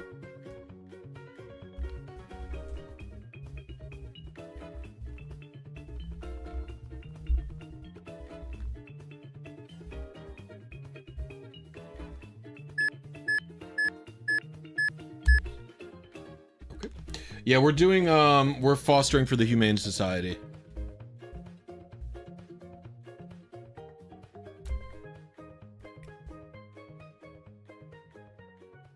And so Raven specifically had a lot of trouble wanting to eat. And so we had to syringe feed her wet food and spoon feed her until she started getting used to eating from a plate and slash bowl. We weren't sure if it was because she was weaning or they had pretty bad upper respiratory infections when we got them.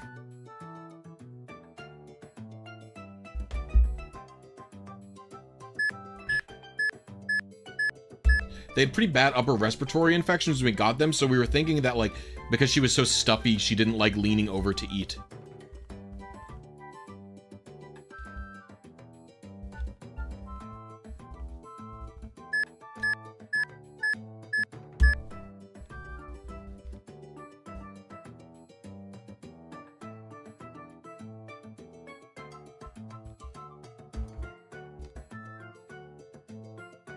Yes, they are rambunctious little gamers. They take a they require a lot of attention.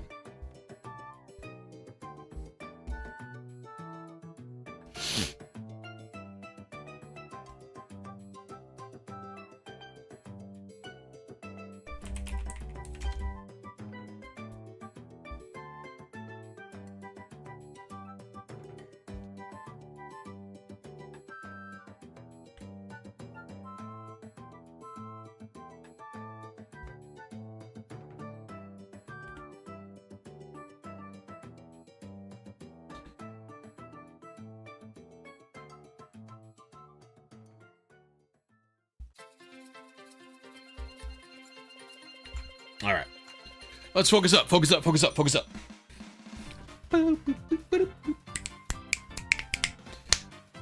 No hardware required / safe for GBA. I'm playing this on a DS.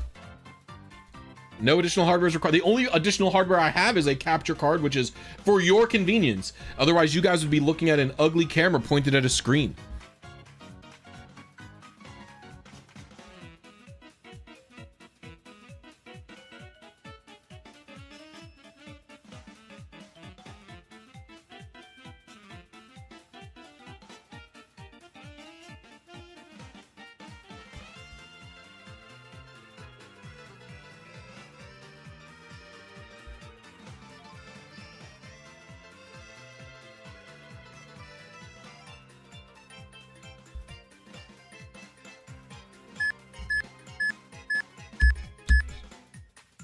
Let's see.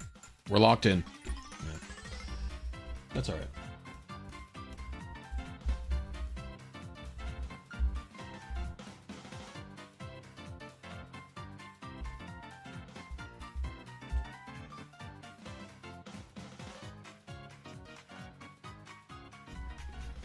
It's so interesting to me. Are you injecting a script into the DS? No. What we are doing, Papa Hefe made this. What is being done is we are hijacking the existing Deoxys script. We're 1 seed early, 1 advance late.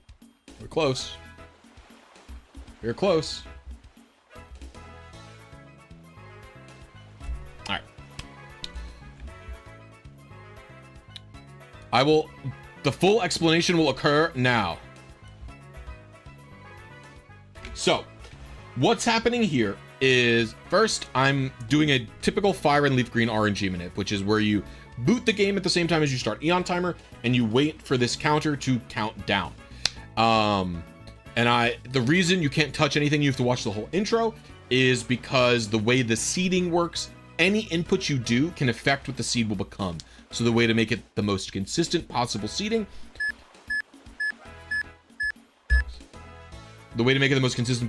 is just to wait. Now I've got a second timer going here for when I enter the PC, or for when I exit the PC rather, because when you open any sub menu and close it in a Poke Center, that causes the RNG to advance 2 by 2 instead of the usual 1 by 1.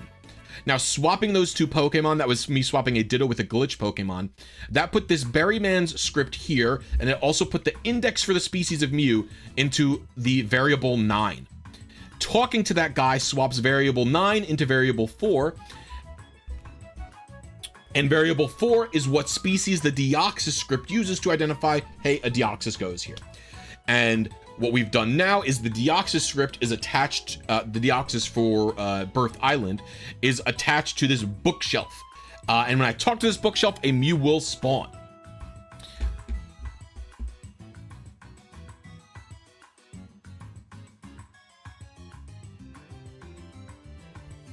Mew's under a truck? No, Mew's in a bookshelf.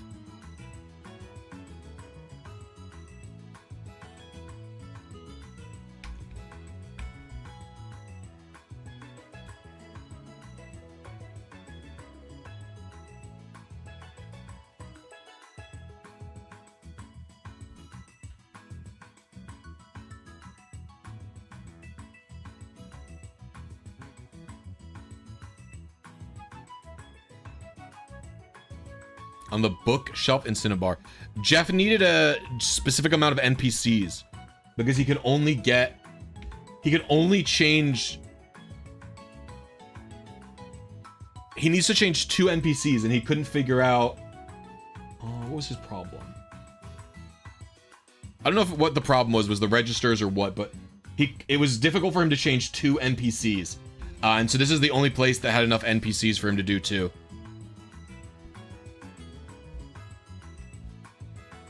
Also, what's up, Xiao?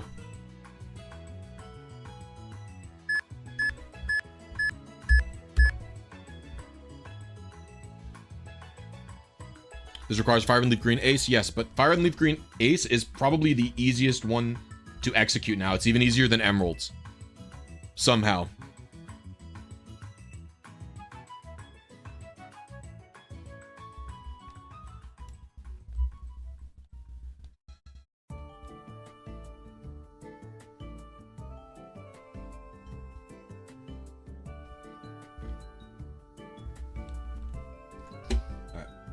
Let's investigate. Thesis defense is over, so your stress levels have plummeted. With thesis defense being over, does that mean you know the outcome? Or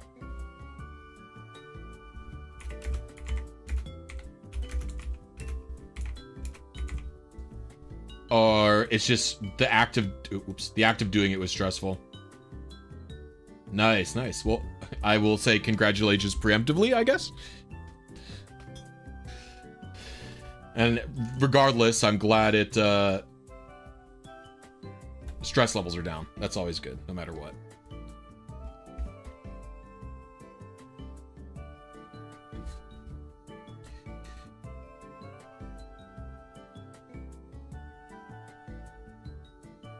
It does set the Fateful Encounter flag. That's the reason Deoxys is used.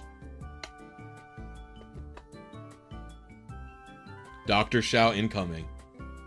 So W. I'm so excited for Dr. Shao.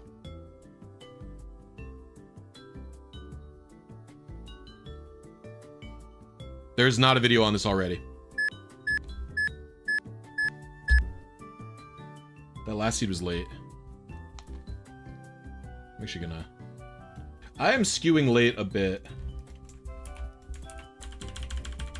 We're gonna do it like that. Didn't Lazy Hunter do something similar? No, I don't... What?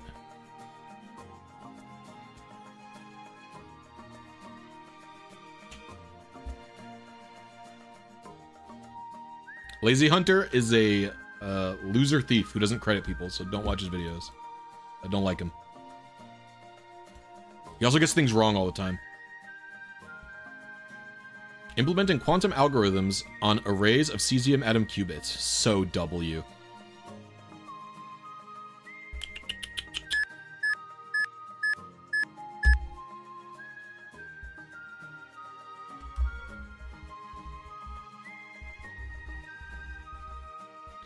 Shao, you're gonna fucking change your Discord name? CEO of being a doctor?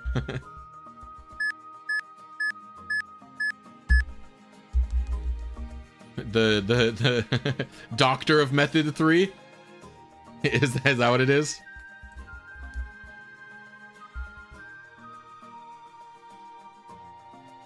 Do not jump. Do not jump. You're banned from jumping. No, you're banned from jumping. Nope, not allowed. You little goober. Yeah, Dr. Shao's cool. The CEO bit's old. It's happened for a long time.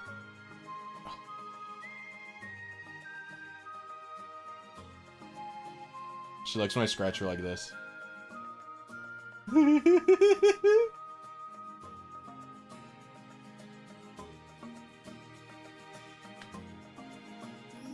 Oh, actually, it's time for your second medicine, is it not? Where's the Flurby-profen?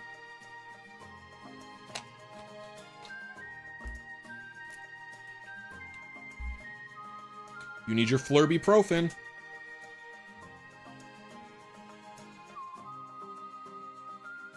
Good job. Flurby-profen.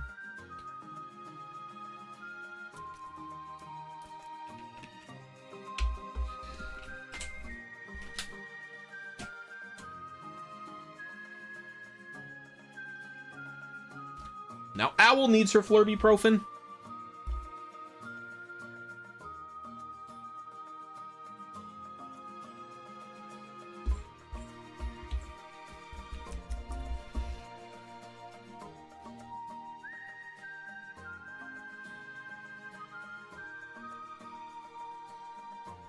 Yeah, it was built.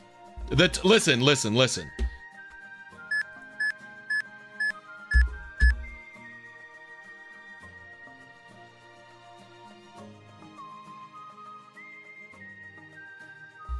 No, Lazy Timer is not good. It is not as accurate as Eon Timer. And it's built on open source stuff where he doesn't credit other people. Like, he's using open source stuff without crediting.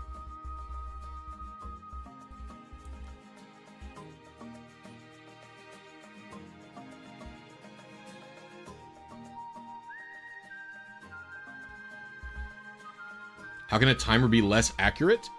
If there's issues with its, like, stability, where the timer is not, like, old Eon Timer used to do this. It used to have drift because it wasn't accurately using, like, it either had an inaccurate frame rate or it had different glitches that would cause it to, like, desync and stuff like that, basically. I was really early on my seed there.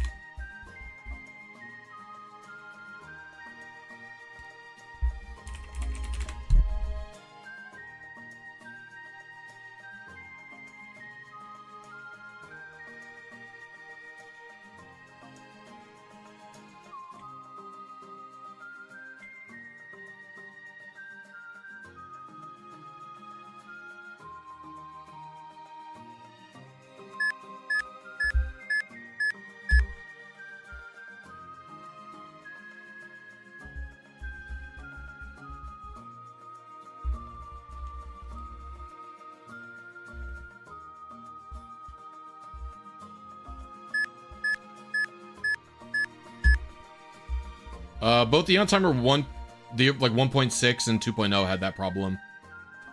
Eon Timer 3.0 is pretty much the GOAT right now. Yeah, 3.0 RC 6 is the current version of Eon Timer that you should be using.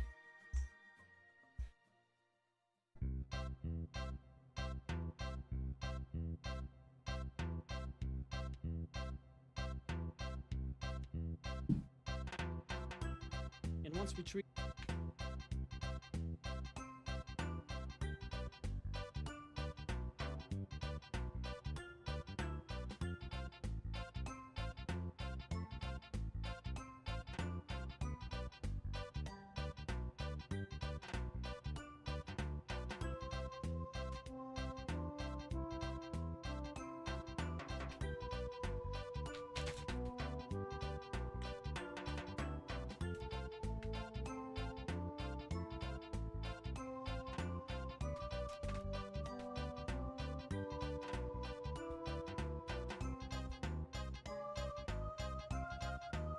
Like another, like lazy RNG uses all the farm seed lists without any credit, for example. Like I said, it uses Eon Timer code without any credit, and it's all in a closed source program. This stuff should be in a README. It's a closed source program that you have to install. I don't like that. It's just not good. It's bad. It's bad. Yeah.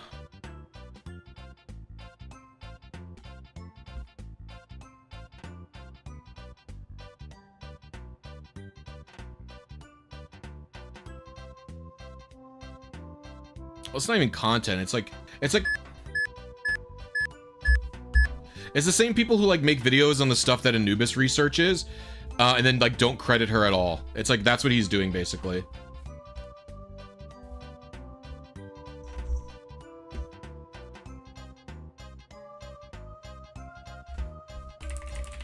I think he does use an open source. I think he uses like an open source license. Yeah, he uses MIT.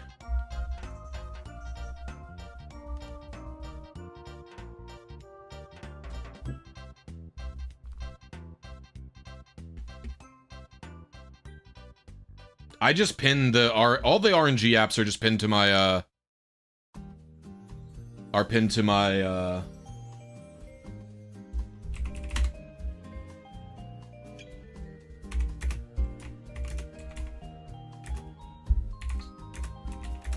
taskbar.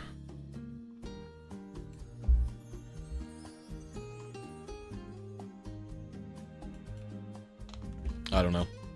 I don't know the MIT license. The MIT license might be just you're allowed to use it.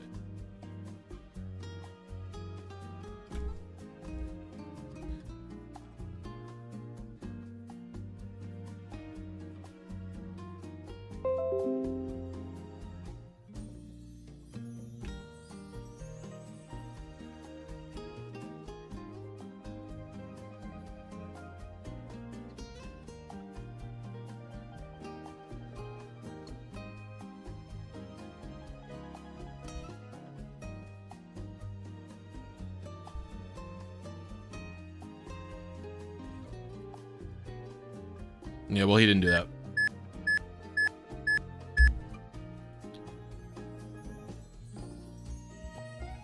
There's other open source. The MIT one's really short, it seems.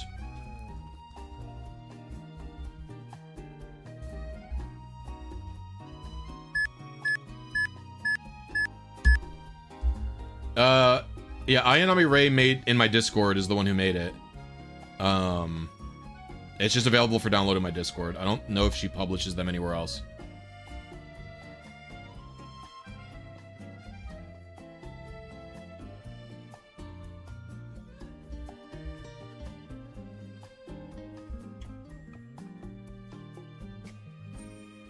Yeah, my first encounter with Lazy Hunter was when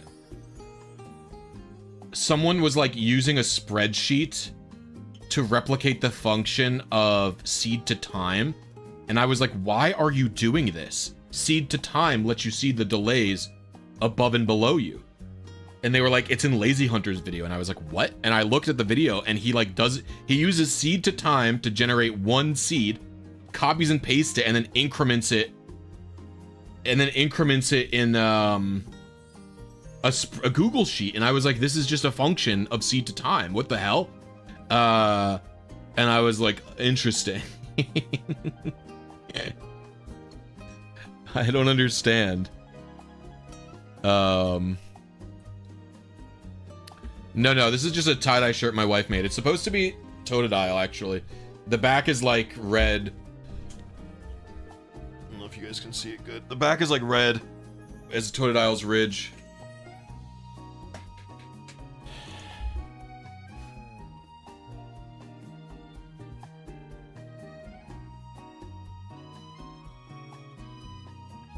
Flowtimer used to be better for Fire and Leaf Green RNG. It's no longer required.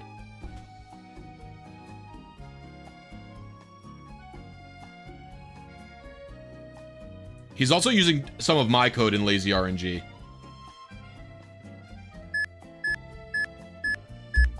He's using the timer conversion code that I wrote. He like got that directly off my website. But I don't have any licensing for my shit. I will complain because I'm not being given any attribution. Because I think like that type of thing is very important. Same with all of the seeds that I've farmed. None of them are attributed to me, or none of them are attributed to any of the Japanese people. He just includes that data without any accreditation at all. It's like, okay, you're really?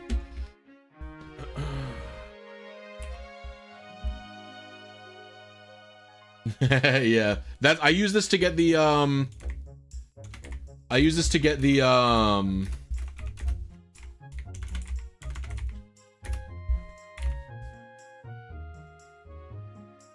the Togepi Shao.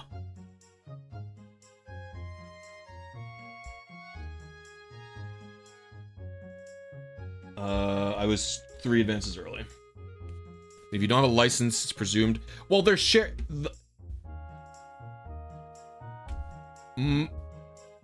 The source code for my timer apps is just readily available in, if you just right click my web page and click view source, you'll see the source code for the timer.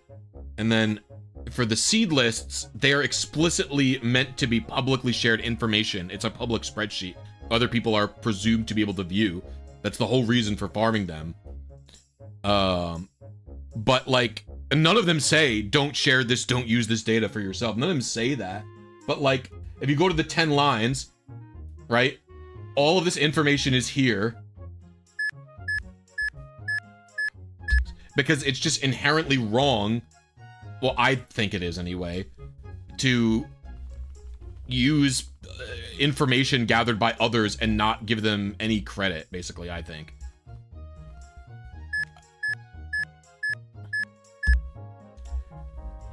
That's all. That's really the gist of it. Like, Lincoln put that here. Lincoln put the seeds farmed by X people. He did that without anybody asking him. I never even said anything to Lincoln to say, hey, can you credit me for the seeds? I asked Lincoln to make this tool. I said, Lincoln, can you integrate the seed lists for me? Because I don't want to learn how to do it. Here's my seed list. And then he did it and then still said, hey, this was farmed by Blisy. Again, I asked him to make the thing for me and he still credits me. Do you know what I mean? So it's that type of thing where it's like, I think most reasonable people think like you should give credit when it's a big community thing like this. Because the reason I do it, it's not even like gentlemen's like, you should be doing this type of thing.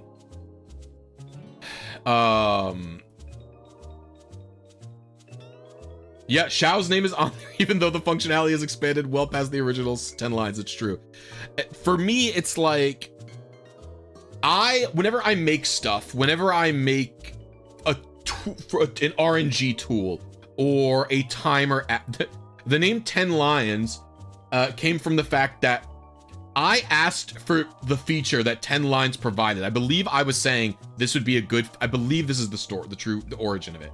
I believe I said, I want a feature like this, what 10 Lines does. And Xiao said in reply, I can do that. I can probably do it in about 10 lines. Xiao gets home, writes the code, and it is exactly 10 lines of a Python script.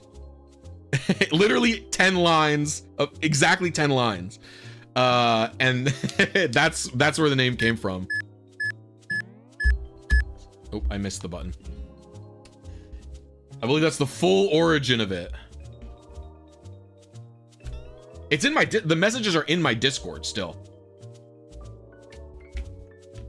The messages are literally in my Discord still at this was a public conversation from my Discord.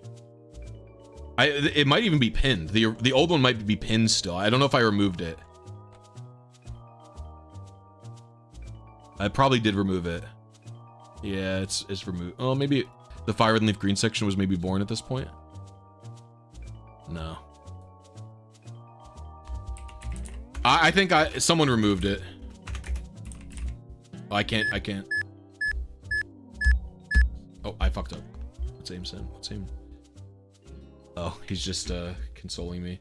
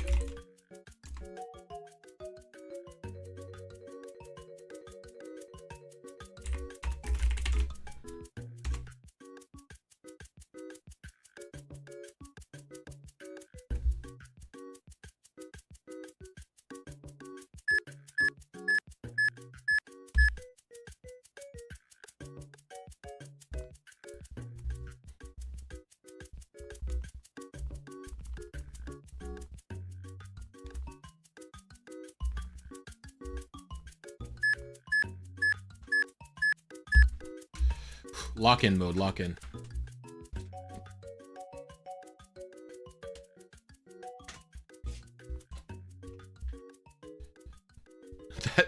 You're the second person who told me that today, which is crazy because I explicitly have never studied any computer science.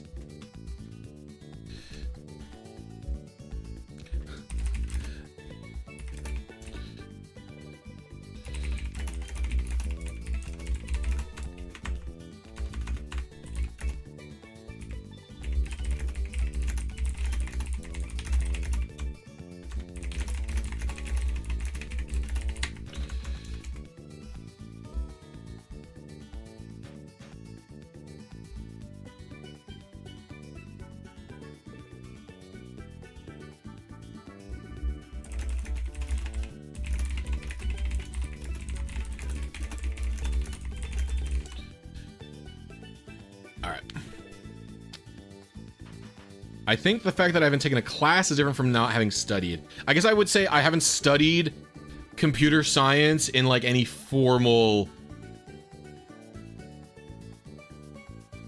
environment. I have a lot of shortcomings when it comes to comp sci stuff. If that, like, for example, Shao, have you seen, Silerba, the e-reader cards, the e-reader events that they have made?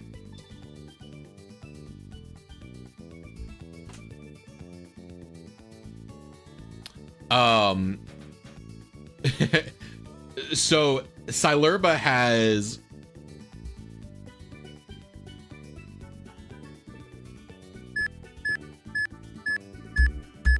Silerba made effectively a Go community patch for RS where they greatly boost the shiny odds. I helped them with that a little bit. And so like we were talking back and forth, they were like, how can you do this? And I showed them how to hijack the V blank like I did for my Emerald patch.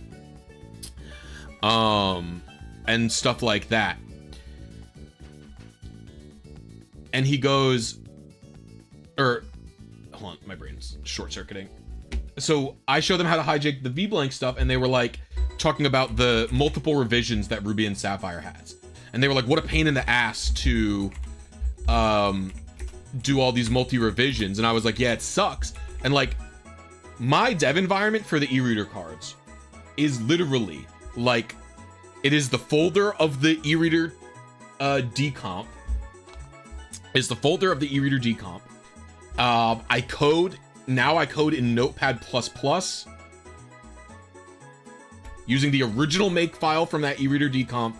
And the Notepad++ has like markdown for thumb for when I code the thumb program.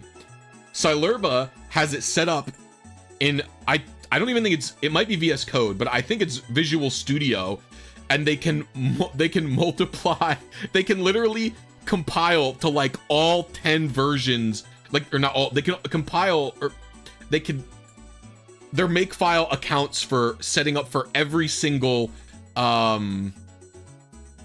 revision of Ruby and Sapphire at once, so they can render to all the revisions of Ruby and Sapphire at once that the decomp has. And I literally will just make a folder for every single revision and just change like the 3 variables and make multiple constant files and stuff like that. And I was like, ugh. And I was like, ugh, I don't know how to do anything like that. Like, I don't even know how to begin, and that's a big part of my problem.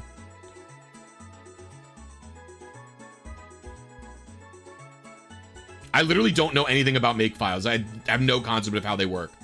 I haven't even looked at it, so I don't. So I have to. That's part of my problem. Is like when I've looked at tackling other projects that aren't this e-reader decomp, I get like scared and like shrink away into not doing it because I get.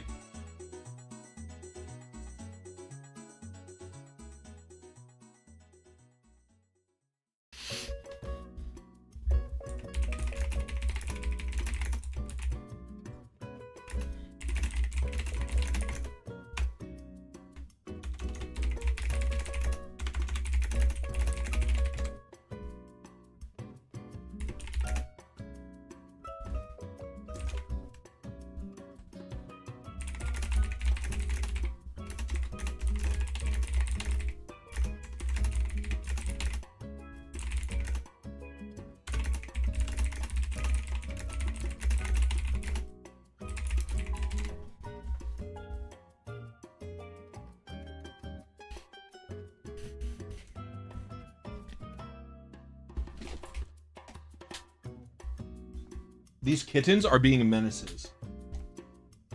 Is Owl in here? Where's Owl? I don't know where Owl is. Oh, Owl, you are down here. I knew it. Dude, these kittens want to play with the plugs.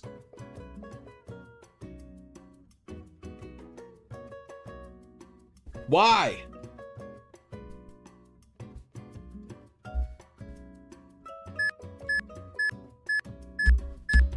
All right. You need your third eye drop, actually. So it's fine that you were being annoying. All right. That's how kittens be. True.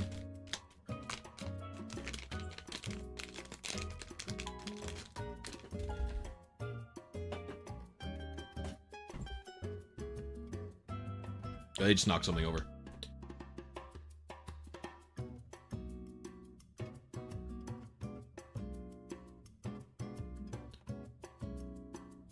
I need to get Raven.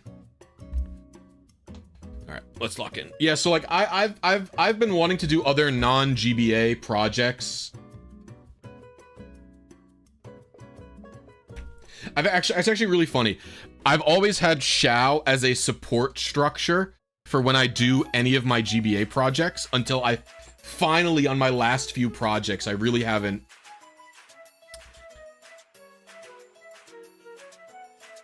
Like, it's not like I've necessarily needed help. It's like, because like I feel like for Thumb at this point, I understand how to do what I'm trying to do. I understand the code base. I don't need too much help.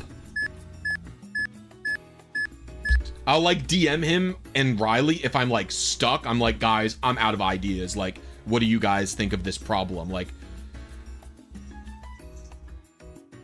but like now when I'm tackling something that, you know, wouldn't involve him at all, I'm like scared because like I don't have like this human who I can just poke and be like, I don't understand how this works. What's going on? Because he was such a good teacher.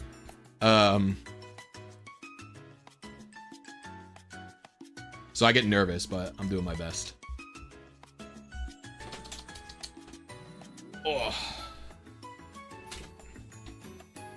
I gotta get Raven. Raven! It's time for your drops.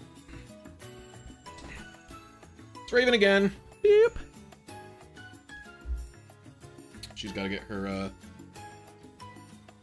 her eye drops that can't be exposed to ultraviolet light. I don't know what they're putting in your eye, but it better make you better. Raven, stop. No, oh my gosh, little squirmer, goblin. You want your eyes to get better?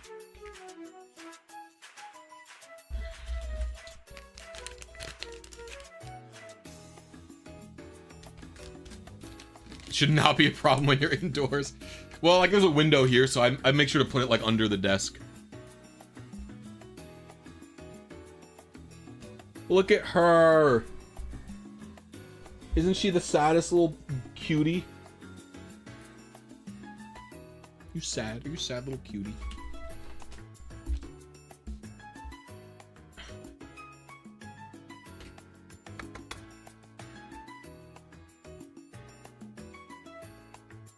Wow. That's interesting, Shao. I had no idea, to be honest with you. But I guess that makes sense.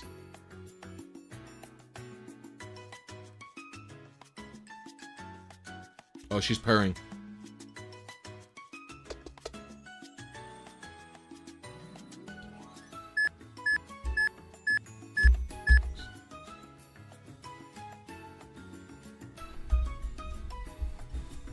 You hear her purring? I don't know if you guys can hear. We're gonna do one more without calibrating.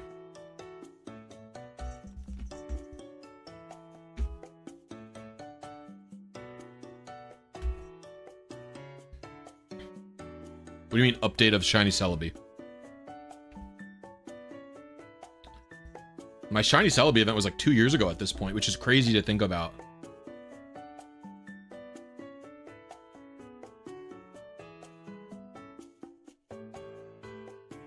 Oh, no, no, no. Do not bite my headphone wire, please. Oh, in Gen 2? I don't know if Gen 2 RNG is ever going to have much. The towerless versions are out.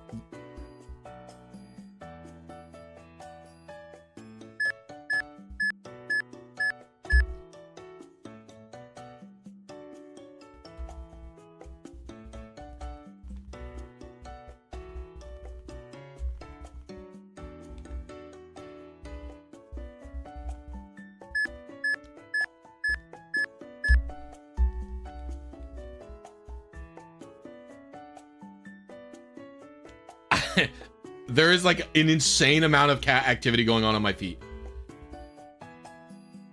What are you little goblins doing?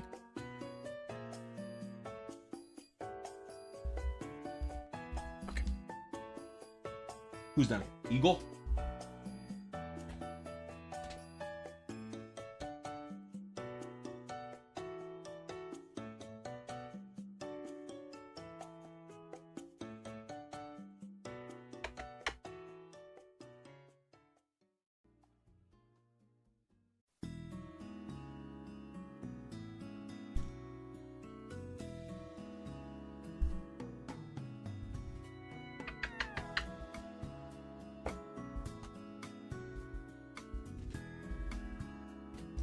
I love these kittens.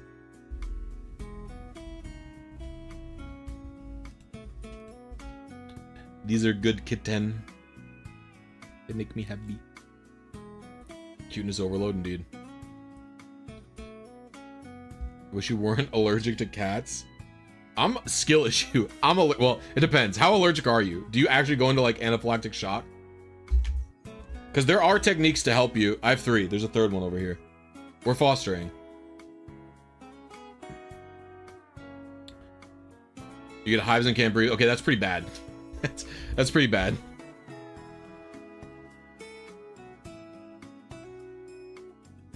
Because, like, I'm allergic to cats, but they just make me really itchy. And, like, they make me stuffy. So you can feed them food that makes them hypoallergenic. The stuff doesn't come out of them. And then it also... I just take an antihistamine, and eventually I get used to them.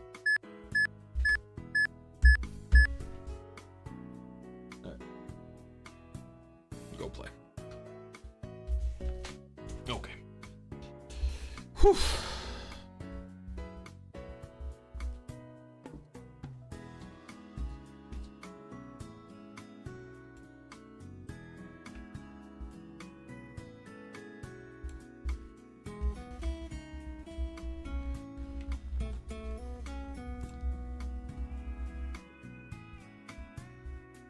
That's crazy.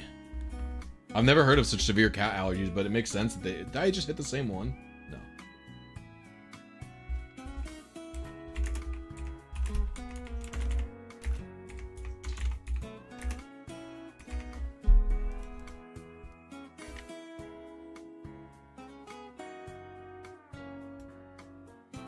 Just like 2 seeds early. Alright.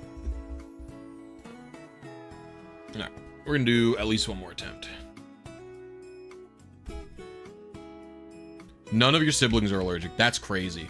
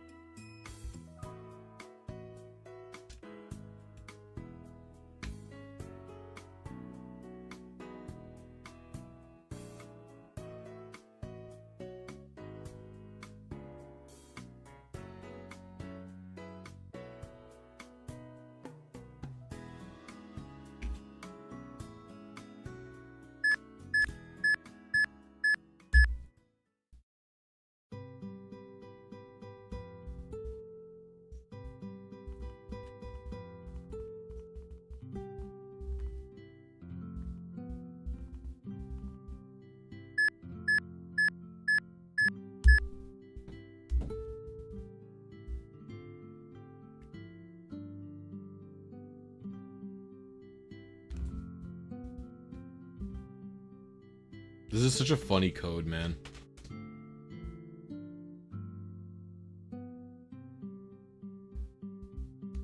All right.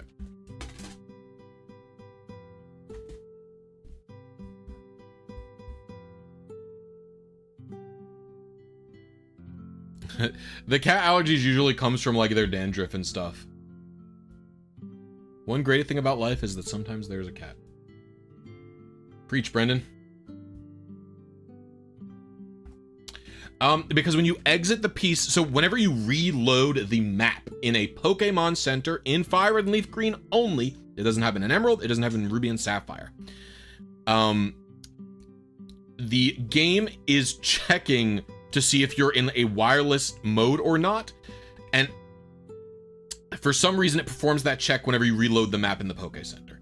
Or whenever you enter the first floor of a Poke Center, it does that check, and then if you are saved in a Poke Center, it doesn't do that check, but if you are saved in a Poke Center, and then you open the menu and you close it, it does that check. So anyway, if you open a menu in a Poke Center, the map reloads. That causes the RNG to advance at 2x2 instead of 1x1. And so I have to make sure that I'm leaving the PC, which reloads the map, at a specific time, because that will then cause the game to go into 2x2 mode the rest of the time I'm doing the manip. So I want to make sure that I'm always exiting at the same time. Unfortunately, I don't have any way to verify that I was doing this correctly, other than that I'm getting close.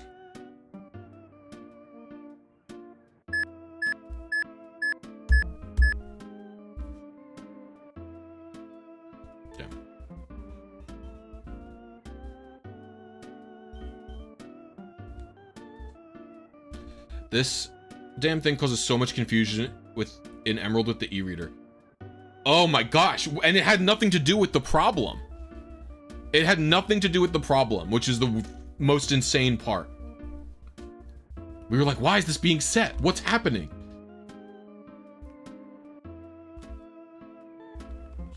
Let's see, how far off was I? If I was very close, I'll do another attempt. Otherwise, I'm getting a little bit hungies and I want to go back to working on the video.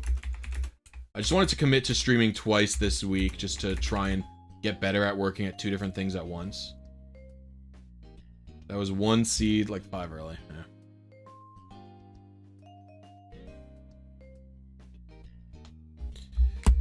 All right. Oh, that does have to, it was part of the problem. You're actually right. I do have to set that bit. You're right. I forgot about it. No, you're totally right. All right, gamers. I am heading off for the day. Thank you for the insane support today. I might stream Saturday. I don't know 100%, but otherwise, hopefully I'll finish my video. And then next week, I'll probably have 4 or 5 streams for you all, including this Mew and including Kyogre. So thank you all for watching. I appreciate you. I appreciate everyone who donated and became a channel member today. I'll see you next time.